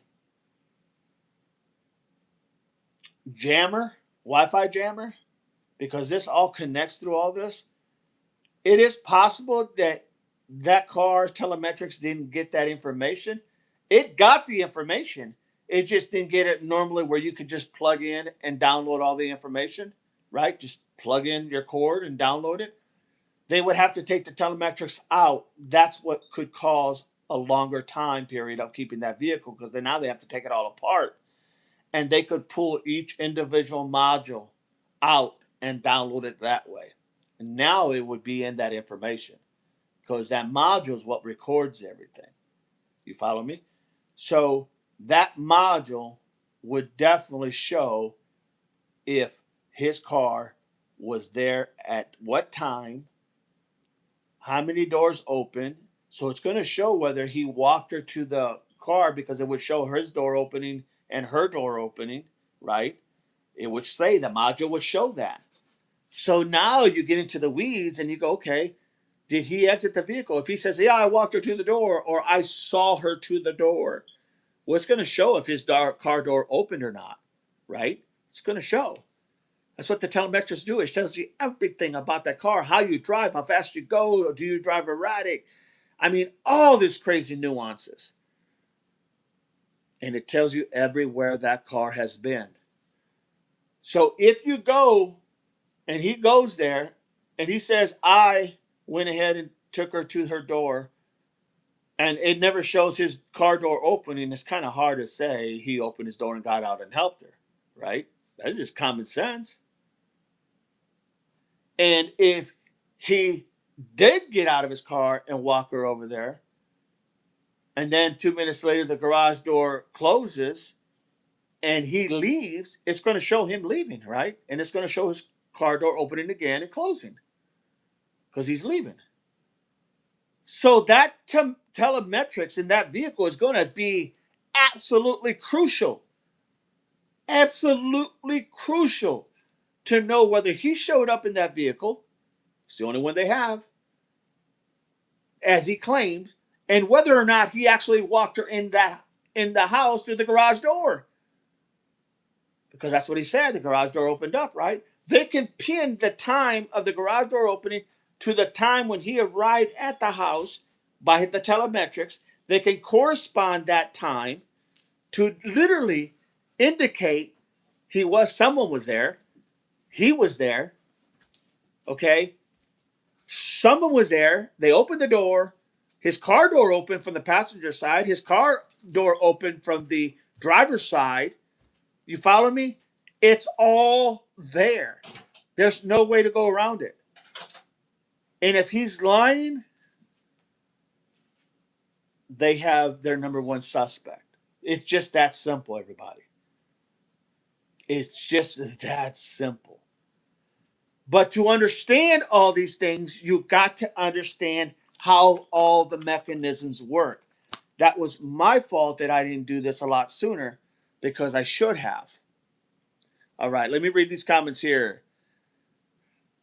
Nancy used the garage as main entrance, maybe for ease or use. True, Gronsky. Norma, yes, exactly, DD. Marianne, wait, we were suggesting that T opened the garage door. What if it was Nancy that opened?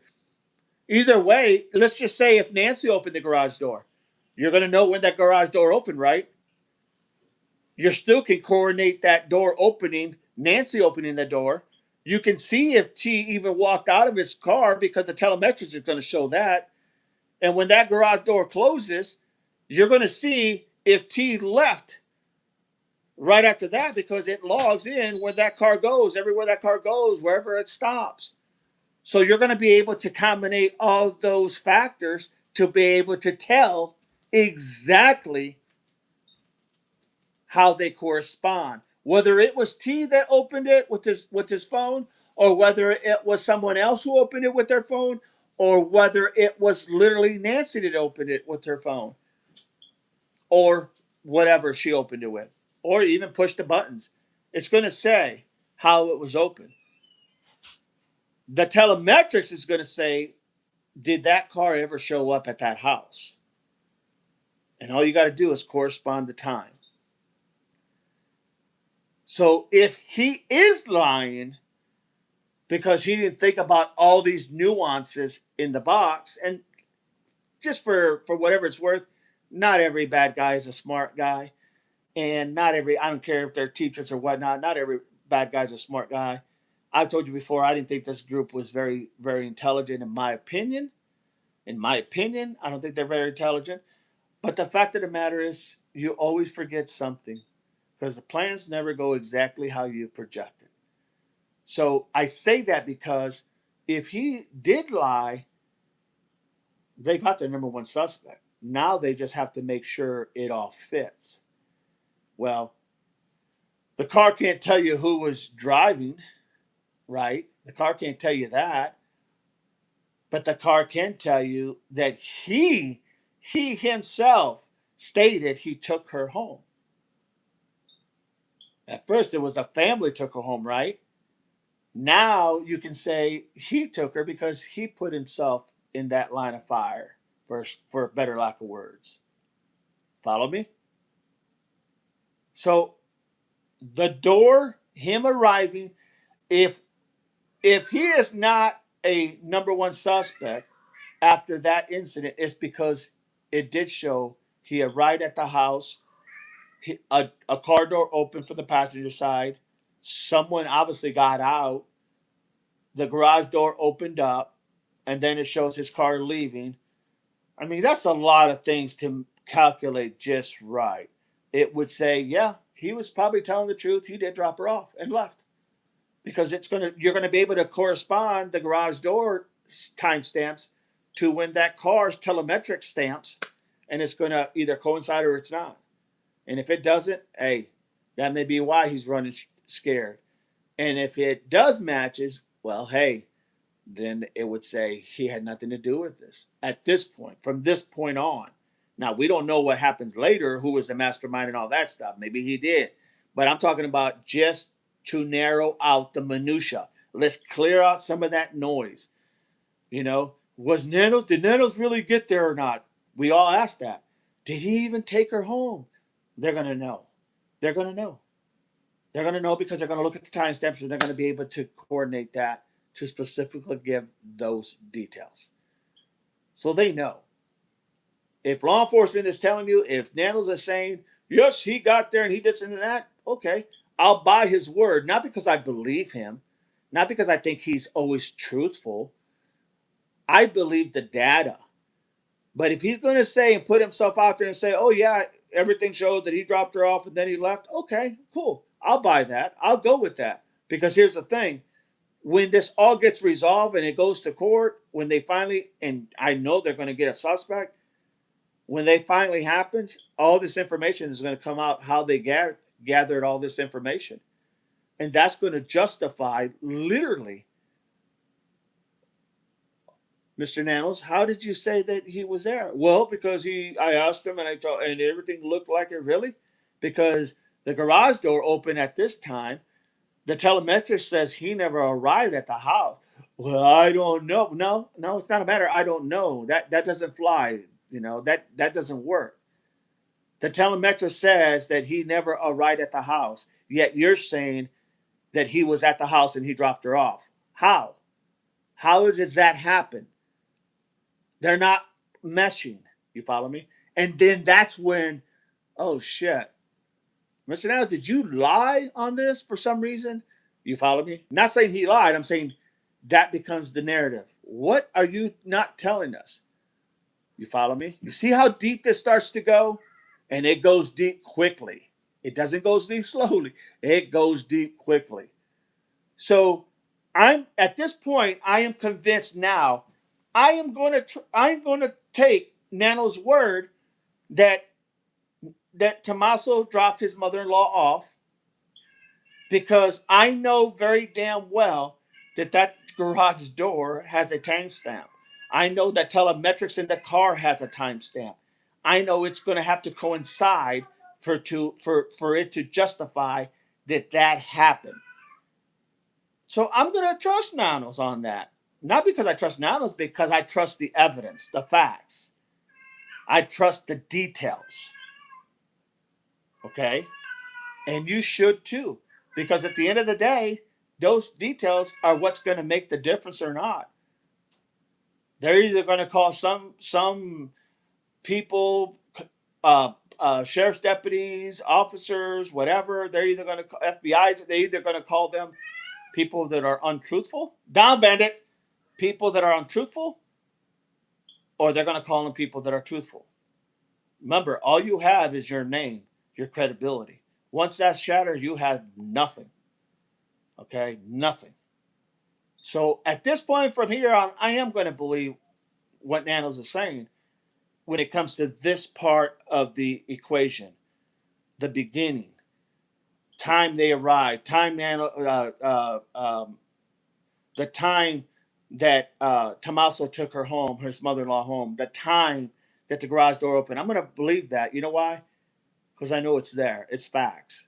And it will come out in a trial. No doubt about it. It's going to come out. So that has changed my opinion. Once again, I don't buy that Nanos is a very truthful person. I don't buy that he's very honest. All I'm saying is, if he's lying, that evidence I know exists is going to be there that's going to do him in. And if he's telling the truth, well, then the evidence is probably where he got it from. Make sense? Wait, we were suggesting that T opened the garage door. What if it was Nancy? Same way. Easy to figure that out. Correspond that with the telemetrics and the door stamp, and they should be, both of them should be right in sync with each other. Good mornings, fan. Good to have you.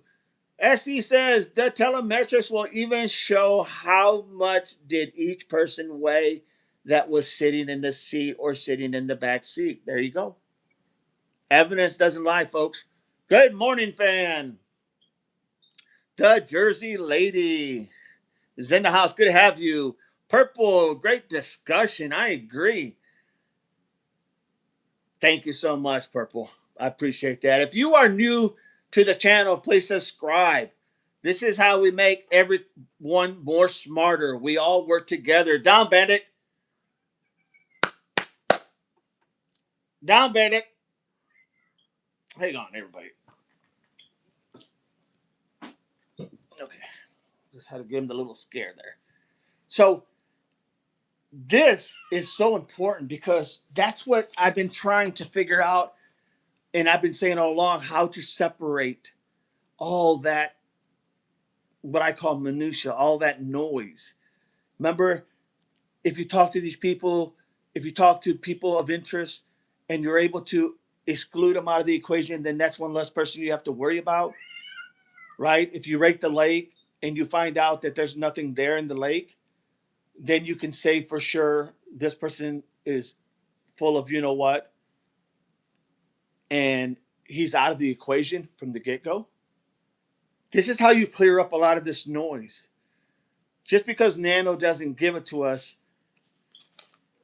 that's not necessarily, some things he can and some things he can. But the reality is that that's how easy it is to separate all that.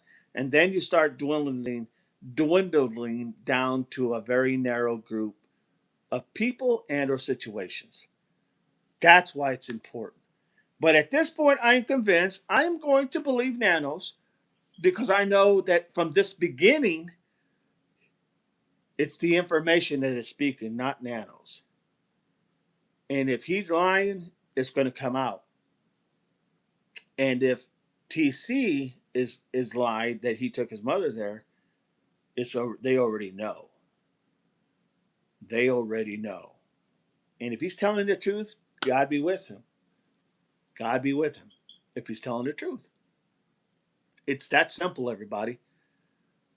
It's all about understanding the nuances of all this electronic stuff that we have in today's world.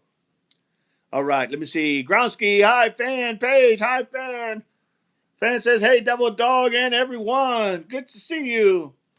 The Jersey Lady, from what I understand, the car that took her home might have been too old to have that kind of communications. Yeah, I don't buy that. I don't buy that. I mean, you'd have to be a very old vehicle. I think most models. I'd have to look that up, and I could look that up. I'll look it up, and we'll talk about it on a different live. But yeah, I think that's exactly what's there. In my opinion, I have to look at that. That's a good point, Jersey Lady. But I think that car was new enough. I think that car was new enough to have the telemetrics. And maybe the telemetrics not so advanced as it is today, but it will surely have a tracking system. I mean, if you think back at when these cars started coming out with, GPSs and whatnot, I mean, it's been a long time.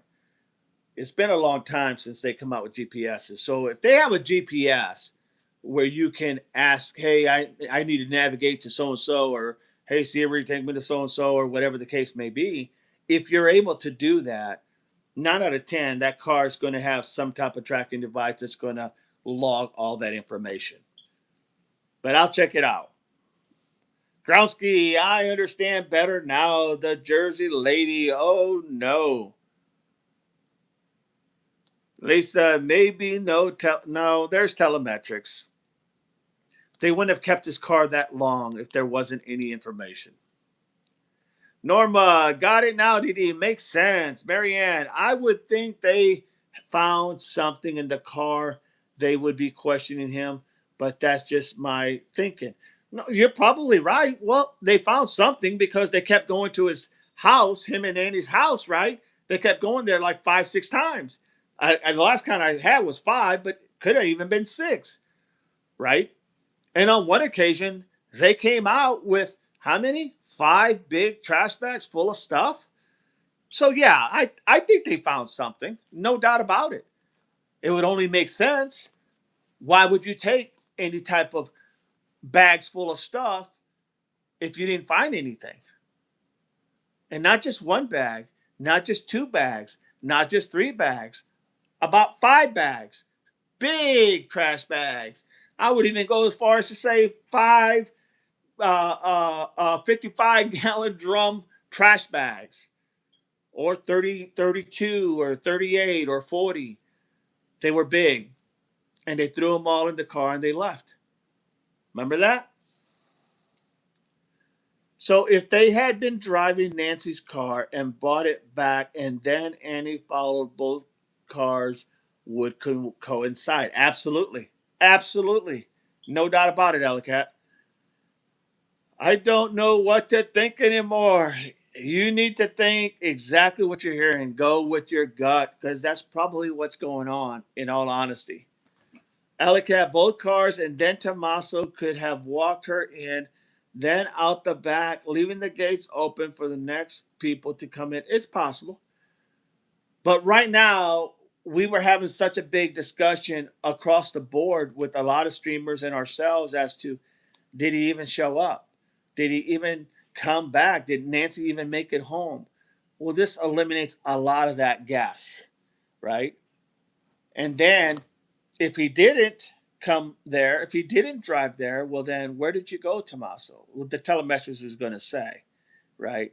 I mean, it's either going to be a big, oh man, they busted him, or it's going to be, man, okay, he was telling the truth there. Let's see now where we go to the next phase.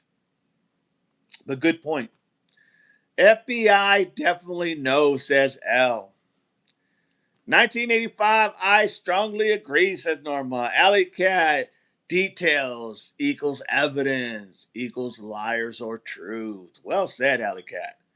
Growski, are facts are facts and BS walks. Sounds good to me, Growski. Nan, would Nan would be very stupid, for lack of better words, to lie about that. Absolutely, absolutely, because you can't hide the details. You can't hide frickin' timestamps. You can't hide telemetrics. You can't hide that information unless you really are that unintelligent that you're going to put yourself out there because you didn't realize that they could have all this information. No doubt about it. Kelly Ford is in the house. Good to have you, Kelly Ford. Family has moved on. Has cemetery where husband is buried been checked? Don't know that, Kelly. That's a good question. I don't know if anybody knows that. The family has moved on. Has cemetery where husband is buried been checked? Yeah, I don't have an answer for that one, Kelly. That's a good answer. I'm going to write that down because I want to check.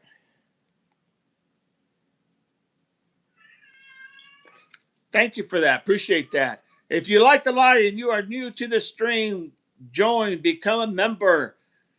Let's help everybody help each other become smarter. Thank you for that question, Kelly. Appreciate that. Marianne L. I've been saying they all know what happened for a while now. Marianne, I agree. In my opinion, they do. Groundsky, Marianne, they all seem to know, and we are left out in the weeds. Not anymore, folks. Not anymore.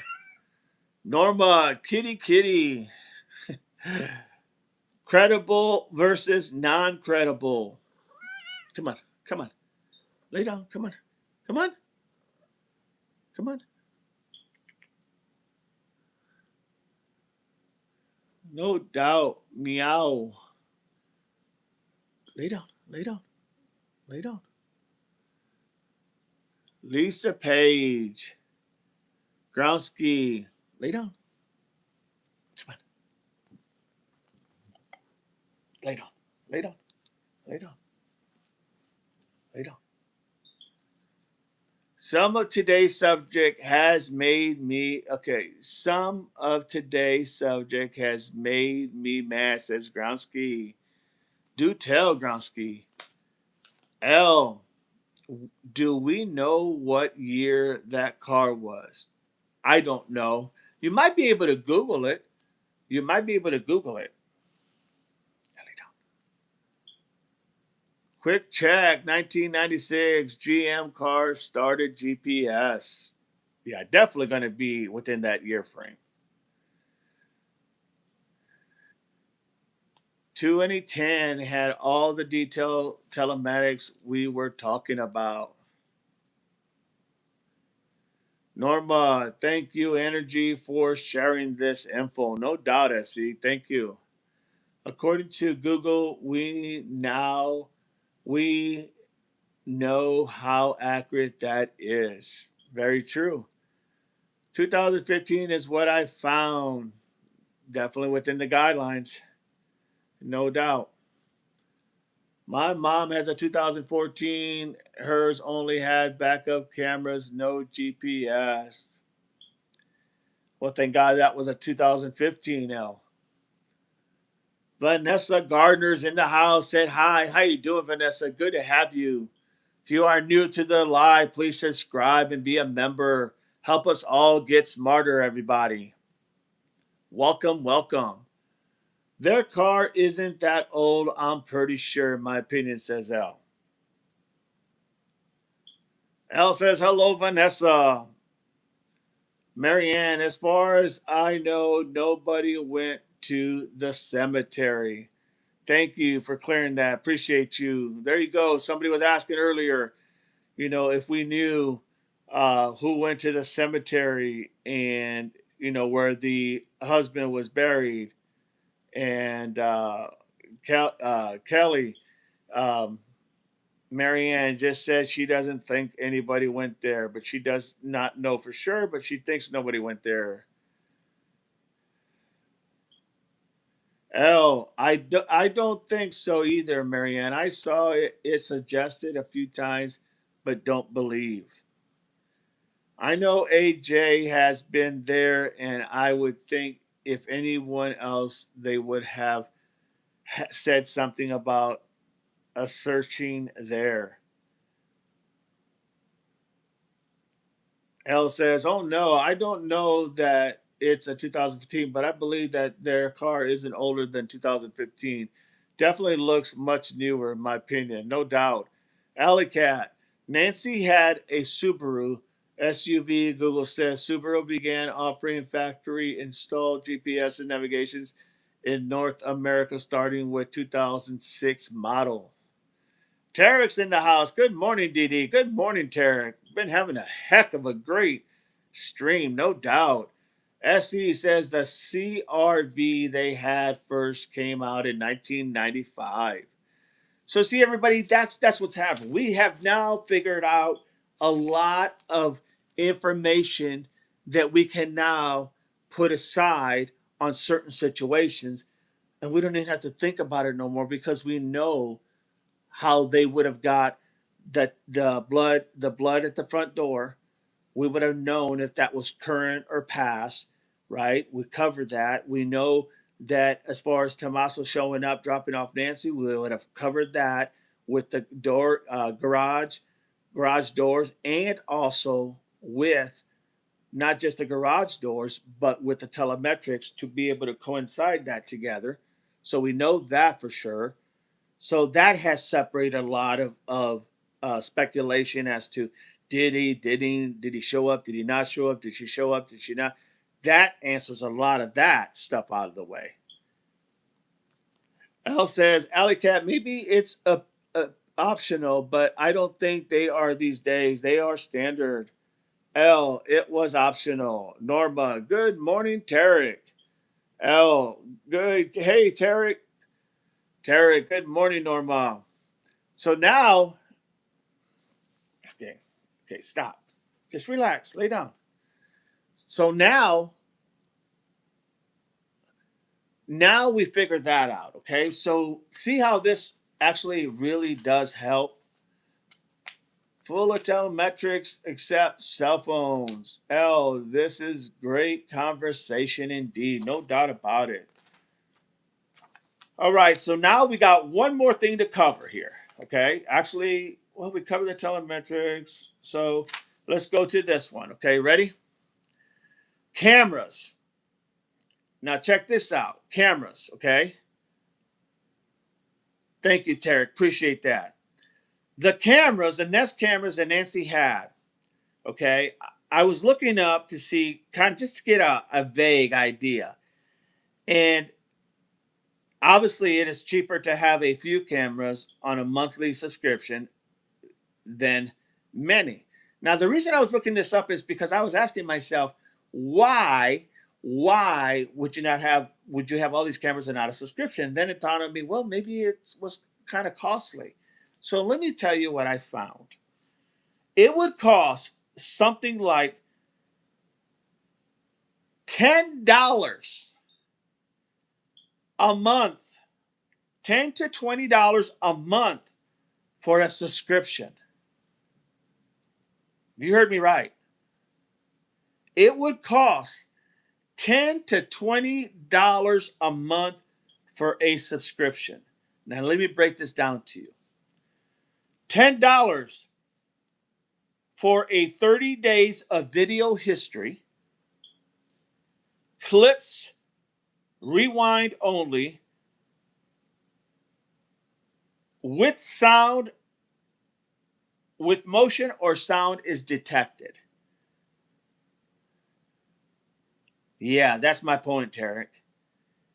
$10 gives you 30 days of video history, clips recorded only when motion or sound are detected. So when it detects sound or motion, it's going to record and it's going to hold it for 30 days. $10. How in the hell could anybody had let that lapse? Think about that for a minute, everybody. $10. You have $1 million home. Your mom's 84. My God. How could you not even possibly have a subscription?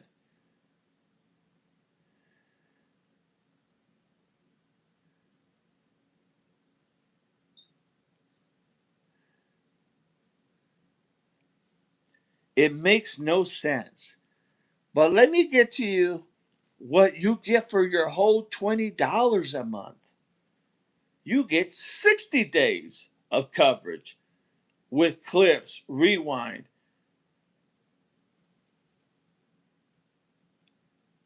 sounds being detected or not, recording 24/7. $20. The only thing you're going to need, in all honesty, for the cameras is you're going to need to make sure that you have 40 to 60 Mbps's of containing bandwidth. Okay? So basically, you're going to have enough bandwidth with your internet to be able to record 24/7 from these cameras. Now, I even got into the weeds about solar and electric, and there's benefits on each side. But the point is, you're locking, even if you paid $100 a month, you're talking $10 for 30 days, roughly, for 20 cameras. And why I say 20 was because we knew they had anywhere from 9 to 11 outside. And then Nano stated there was several cameras on the inside. So I just took the average of 11 plus 9, 20 cameras total. That's how I came up with 20. Just a guess. But even that, 20 cameras is going to cost $10 a month. Why wouldn't you do that? What the hell were people thinking? Why would you let that lapse? Wow. I was shocked when I saw that, everybody. Just want to let you know, I was shocked. I thought it was going to be like, a couple hundred, $300 a month. And they were going to be like, oh God, that adds up a lot, and and we could cut back and here and there because maybe Tommy and Annie were asking for a lot of money from Nancy, and she was kind of she was feeling the strap. No, $10 for a plan, $20 for a plan. It just makes no sense. None, zero. So let me answer these questions. Savannah could afford 10 to 20 a month. Anybody, a person on disability could afford that. A person who's working at McDonald's could afford that. Let's be real. If someone dug a new hole by Nancy's husband's grave, I would think cemetery would question it. Well, yeah, of course. Why would they? I mean, who's suggesting to go ahead and dig a hole? L. Can't believe they didn't have that. As dark as it is out there in the crime rate. Makes no sense, L. None whatsoever. Alley Cat, right. And with that many cameras. I mean, what's the point? A. The question is who was paying babysitting money could have paid for that. Aid? And I agree with what you're saying. I understand you're asking the question who was paying for it. Anybody could afford to pay that. Hell, I'm sure the 16-year-old or whatever age the son is to Annie and Tommaso, his allowance could have paid for that. I mean, this just doesn't make any sense, everybody. But thank you for that comment, Aid. I think they always had all the video they needed. That could very well be true, SE, no doubt. Tarek, what are the odds that the FBA would have caught this guy with all that footage? Very highly probable. Very highly. More probable than now. More probable than what they have a chance now if they had everything working. That many cameras she had, it was obviously important, but not important enough to go ahead and have a subscription. I don't know how that makes sense. Marianne, okay, I get that. Savannah has money, but how do we know that A wasn't controlling mom's bills? Yeah, we don't. We don't know. We don't know who was controlling the bills, but it's safe to say that if you have $1 million home, I don't care who in the hell you are, you should have at least $10 for a subscription.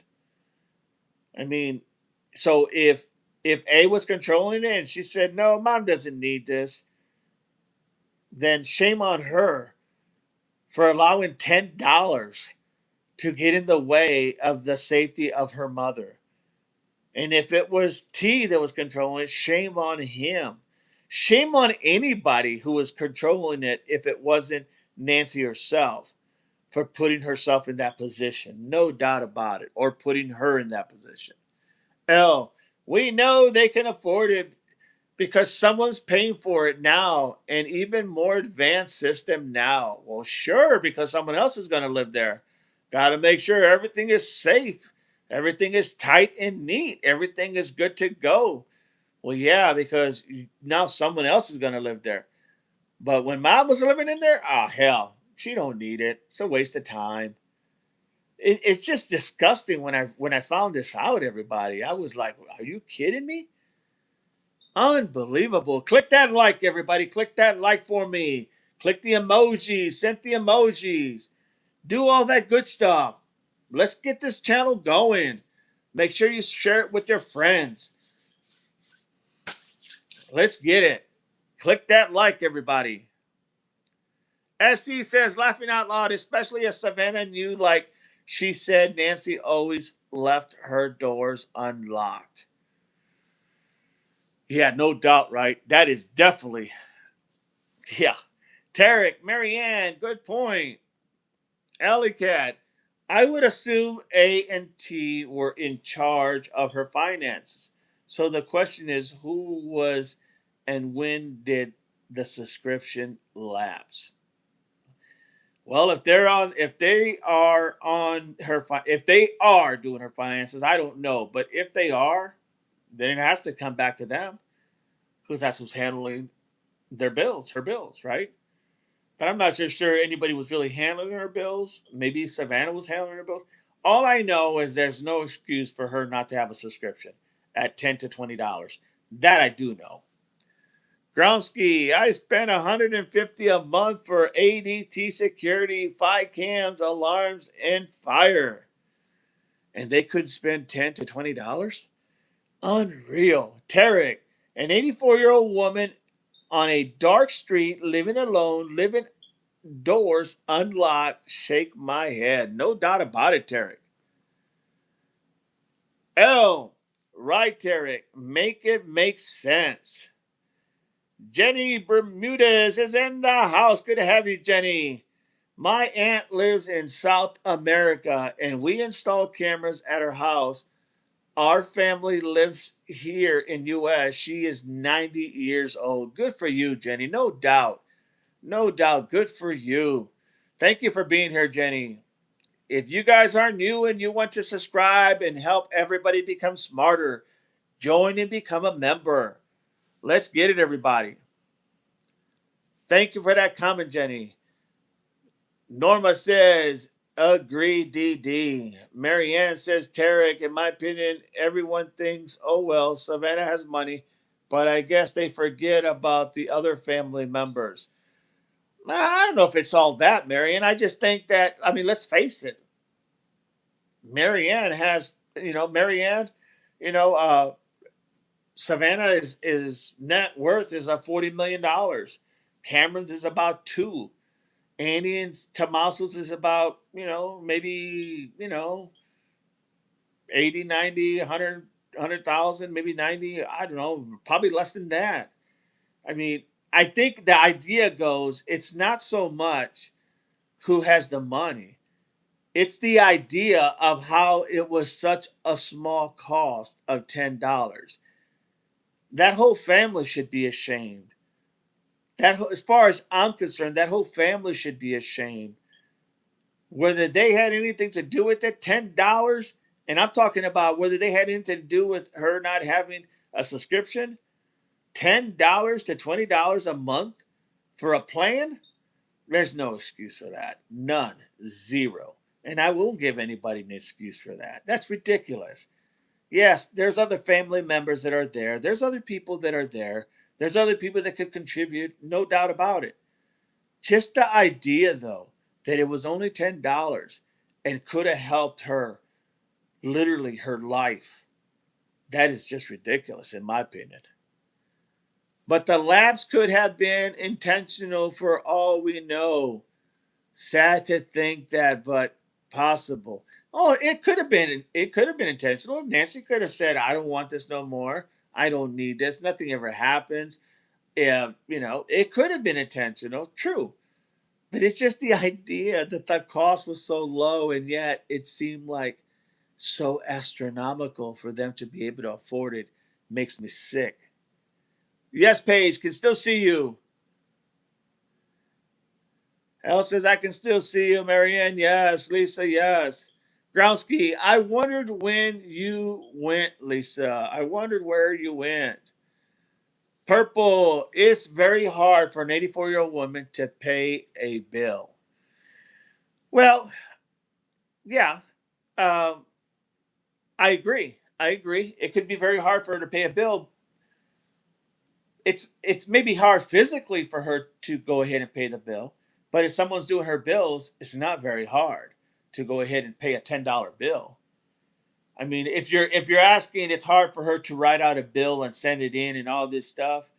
Yeah, I could see that because of her age. But if someone's taking her finances and they put it into the computer system, it's going to come out. I mean, you can set it up where it comes out automatically every month. So I'm not sure. I'm not sure really like if that's a good enough excuse why sure her subscription lapsed, I guess, for a better lack of words. Norma, maybe there was a lot of friction in the family and they just didn't care. It's pretty obviously that there was something going on because that's a big one. That's a big one to me. That is a big one. That's a big safety net. That's a big safety for your mom. And to not be guaranteed or make sure that everything is status quo, that's ridiculous. Lisa, enjoying everyone's comments so much. Click that like, everybody. Do me that favor. Thank you, page. Click that like. Send those emojis. Send the hearts. Let's get to that thousand likes. Come on, everybody. Crash that sucker. Fanflower. You would think that the family would be able to look at her camera from their phones. You would think, no doubt. They could have went in, canceled it in a month earlier. That's very true. L, true Norma. Sad to think, but could be that too. Norma, hello, Jenny. SE, Savannah spends more than that at Starbucks every single day. That's probably a sure thing, no doubt. Nancy would have to charge up the doorbell cam up once a month. Norma, Didi, I strongly agree. Fan says, right, Devil Dog. We have to look after our parents and friends this day and time. I totally agree 110%, fan. No doubt about it. L, could have been that they lapsed intentional. I mean, so there wouldn't be footage. I hope that isn't the case. Anything's possible, to be honest, Al. Anything is possible. I just can't see how the family could have dropped the ball like that. That to me is that's just no excuse. Alicat says it would make sense. A&T were in control of finances due to the proximity, and that was a lot what they kept going back and getting stuff at A&T's. I bet they were looking to see what else bills lapse. Yeah, no doubt, right? Tarek, I will be back later. You got it, Tarek. We'll be here at 5. Gronsky, Nancy had a good mind and was with it. Yes, she was. No doubt. That's what they kept saying. Alley Cat, maybe Nancy didn't know she wasn't as protected as she thought she was. That is a very good possibility. For all we know, maybe she didn't think that, she needed to worry about her safety because she felt comfortable. It's been there for over 50 some years. Take care, Tarek. Marianne, thank you, Alley Cat, for thinking like me. See you soon, Tarek. Take care. True, Alley Cat. See, that's where that's at. So I had to share that with you because when I looked it up, I mean, I my mouth about dropped. In all honesty. All right. So the last thing I want to cover that I was working on late last night. Okay. And now we get to literally the telemetrics. We talked about it briefly, but that's because the opportunity arose. But the telemetrics, it tells you where past or present your vehicle has been, open, close of doors, stop and still, speed, erratic driving, etc. It tells you everything. It is the brains of that vehicle. It gives you the timestamp of the vehicle. So the idea that telemetrics is going to be able to literally single-handedly confirm or deny the story of Tommaso on him taking Nancy home. That's going to literally confirm or deny his story. So here's the thing. We all know, you also know now that I would say that in the beginning, from the time from the time that the Uber picked her up to the time when Tommaso took her home, and then just that whole day, maybe a day and a half, I would say it would be a safe bet to say that when that happened, literally, it would be safe to say that either the sheriff is telling the truth, Tommaso's telling the truth, or they're both lying. Or Tommaso's lying and the sheriff has him as a suspect. That's why they went back to their house 5 times to gather more stuff. So it's very eye opener to me. because the telemetrics can coincide with the door camera. They can coincide if on the opening of the closing. They could coincide with all that. So the idea that is like that takes care of so much doubt. Once again, if Nano says Tommaso dropped her off, I'll take him at his word. I don't believe everything he says, obviously, but I'll take him at his word because here's the thing: he's going to pay the price at the end of the day if he's lying, and we know the information is there because I've just told you where it's at, right? So there's no hiding that. They don't have to tell us. We know it's there. We know anybody with half a brain could have put that together with all that information. Alley Cat, excellent chat. You guys, thank you so much. Better get to work and get this off my screen before I get in trouble. See you all at 5 with a new theory. Ha ha. Glad you were here, Alley Cat. Thank you for being here. I don't know they took that much stuff from their house until yesterday. This is a red flag. Oh, big time, L. Big time. You're talking at least 5 big bags of stuff and put it in the back of the car and left. Take care, Ellie Cat, says L. Bye, Ellie Cat, says Paige. Marianne, bye, Ellie Cat. It's a no-brainer. It literally is a no-brainer. It is a no-brainer.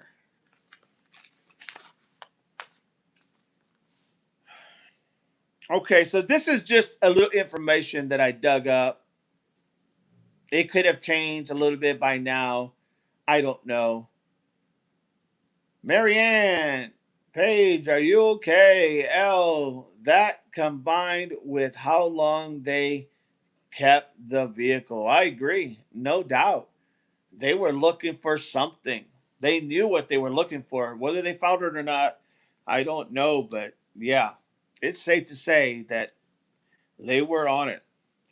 So I took some information down on Pima County Sheriff's Office. I did this before, but so the Pima County Sheriff's Office has a lot to cover. Okay, take care, Ellie, says Gronsky. So there usually is 3 to 6 deputies working on a shift in a district. Okay, 3 to 6 deputies working on a shift in the district. The the the Catalina foothills, they have a response time of about 4 to 5 minutes. Okay, 4 to 5 minutes if they have that many officers on, because sometimes it'll fluctuate from 3 to 6 to 2 to 3 to maybe even 2 to 4. Okay, it'll fluctuate. It will fluctuate. Court and everything that's going on, special programs, schooling, training. There's always something.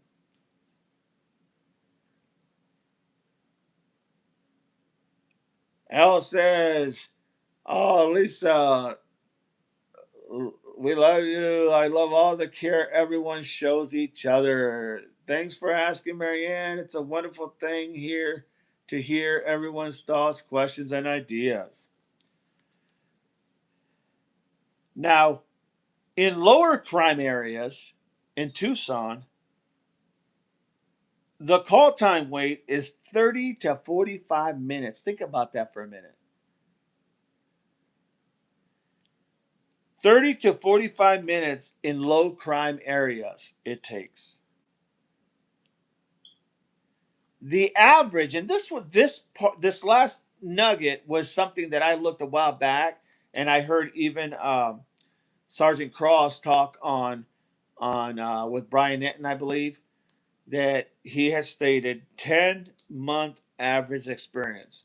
So when they call somebody calls an officer to investigate something or to speak to an officer, you're going to get probably no more than a 10-month experience seasoned officer. 10-month. That is just out of the academy. Do you understand what I'm saying? That is just out of the can. In other words, there's a lot of inexperience. Okay, there's a lot of inexperience. And that's for many reasons, more than I care to get into, in all honesty. But there's a lot of reasons for that. So that just goes to show. And then you go to everything that's happening within the sheriff's department, the lack of communication, the infighting. I mean, it's all been documented at some point or another. L says, Norma, we love you. L says, yes, DD, 100%. It just goes without saying, everybody. It goes without saying. So, that homework that I did last night took a lot of time, well worth it. I think that literally now you can have a little bit of peace as to how long that blood stain was there. Do they know? Well, of course they know. We know they can tell. We know they can do their tests with whatever tools they need. They have that. So we know they know. We know they know that it's fresh or if it's not fresh. We also know that the timestamp of the garage door and the telemetrics will confirm or deny Tommaso's story on whether he brought back Nancy. It doesn't matter what we think; it's a matter of what the data shows. So if Nanos is going to say Tommaso showed up there, well, okay, I'll go with that theory that he showed up there, only because I know that it can be validated and they know if he's lying or not, right? And if he's willing to put himself out there, Nanos, and say, "Yeah, this happened," when it didn't happen, then it's going to be shame on him when this all goes to court, because it eventually will go. Somebody will be charged with this. Al says, "Thank you for looking into all this. A lot of useful information, no doubt, my friend. It was my honor and privilege to do it." Gronsky, you have to wait half an hour to get green help. Sad. Oh, thank you, DD, says Marion. You got it. I hope this helped everybody at least a little bit understand how things can start looking a little bit more cleaner. Next, we'll be able to go into the steps of other things, but this was so crucial. And you guys asked the right questions, said the right things, and I appreciate you all. Norma, thank you, DD, for everything you are doing. You are you doing are well. Everything you're doing is well appreciated. Thank you so much, Norma. I appreciate that. Like I said, you guys are awesome, awesome chat group. You guys knows exactly what's going on. You guys get it, and now it should be a little bit more easier to deal with. Watch the video, suggest it to your friends, suggest it to all the people that you have that are streamers. Let them know, man, you got to check this out. It was a really good live, talked about a lot of important things. Man, you could learn something from it. Pass that information. We got to get bigger because we have to be able to go ahead and get more people so that we can become more smarter. That's how we learn from one another, everybody. Paige with the dap. Thank you so much, Paige. Appreciate that. Appreciate you.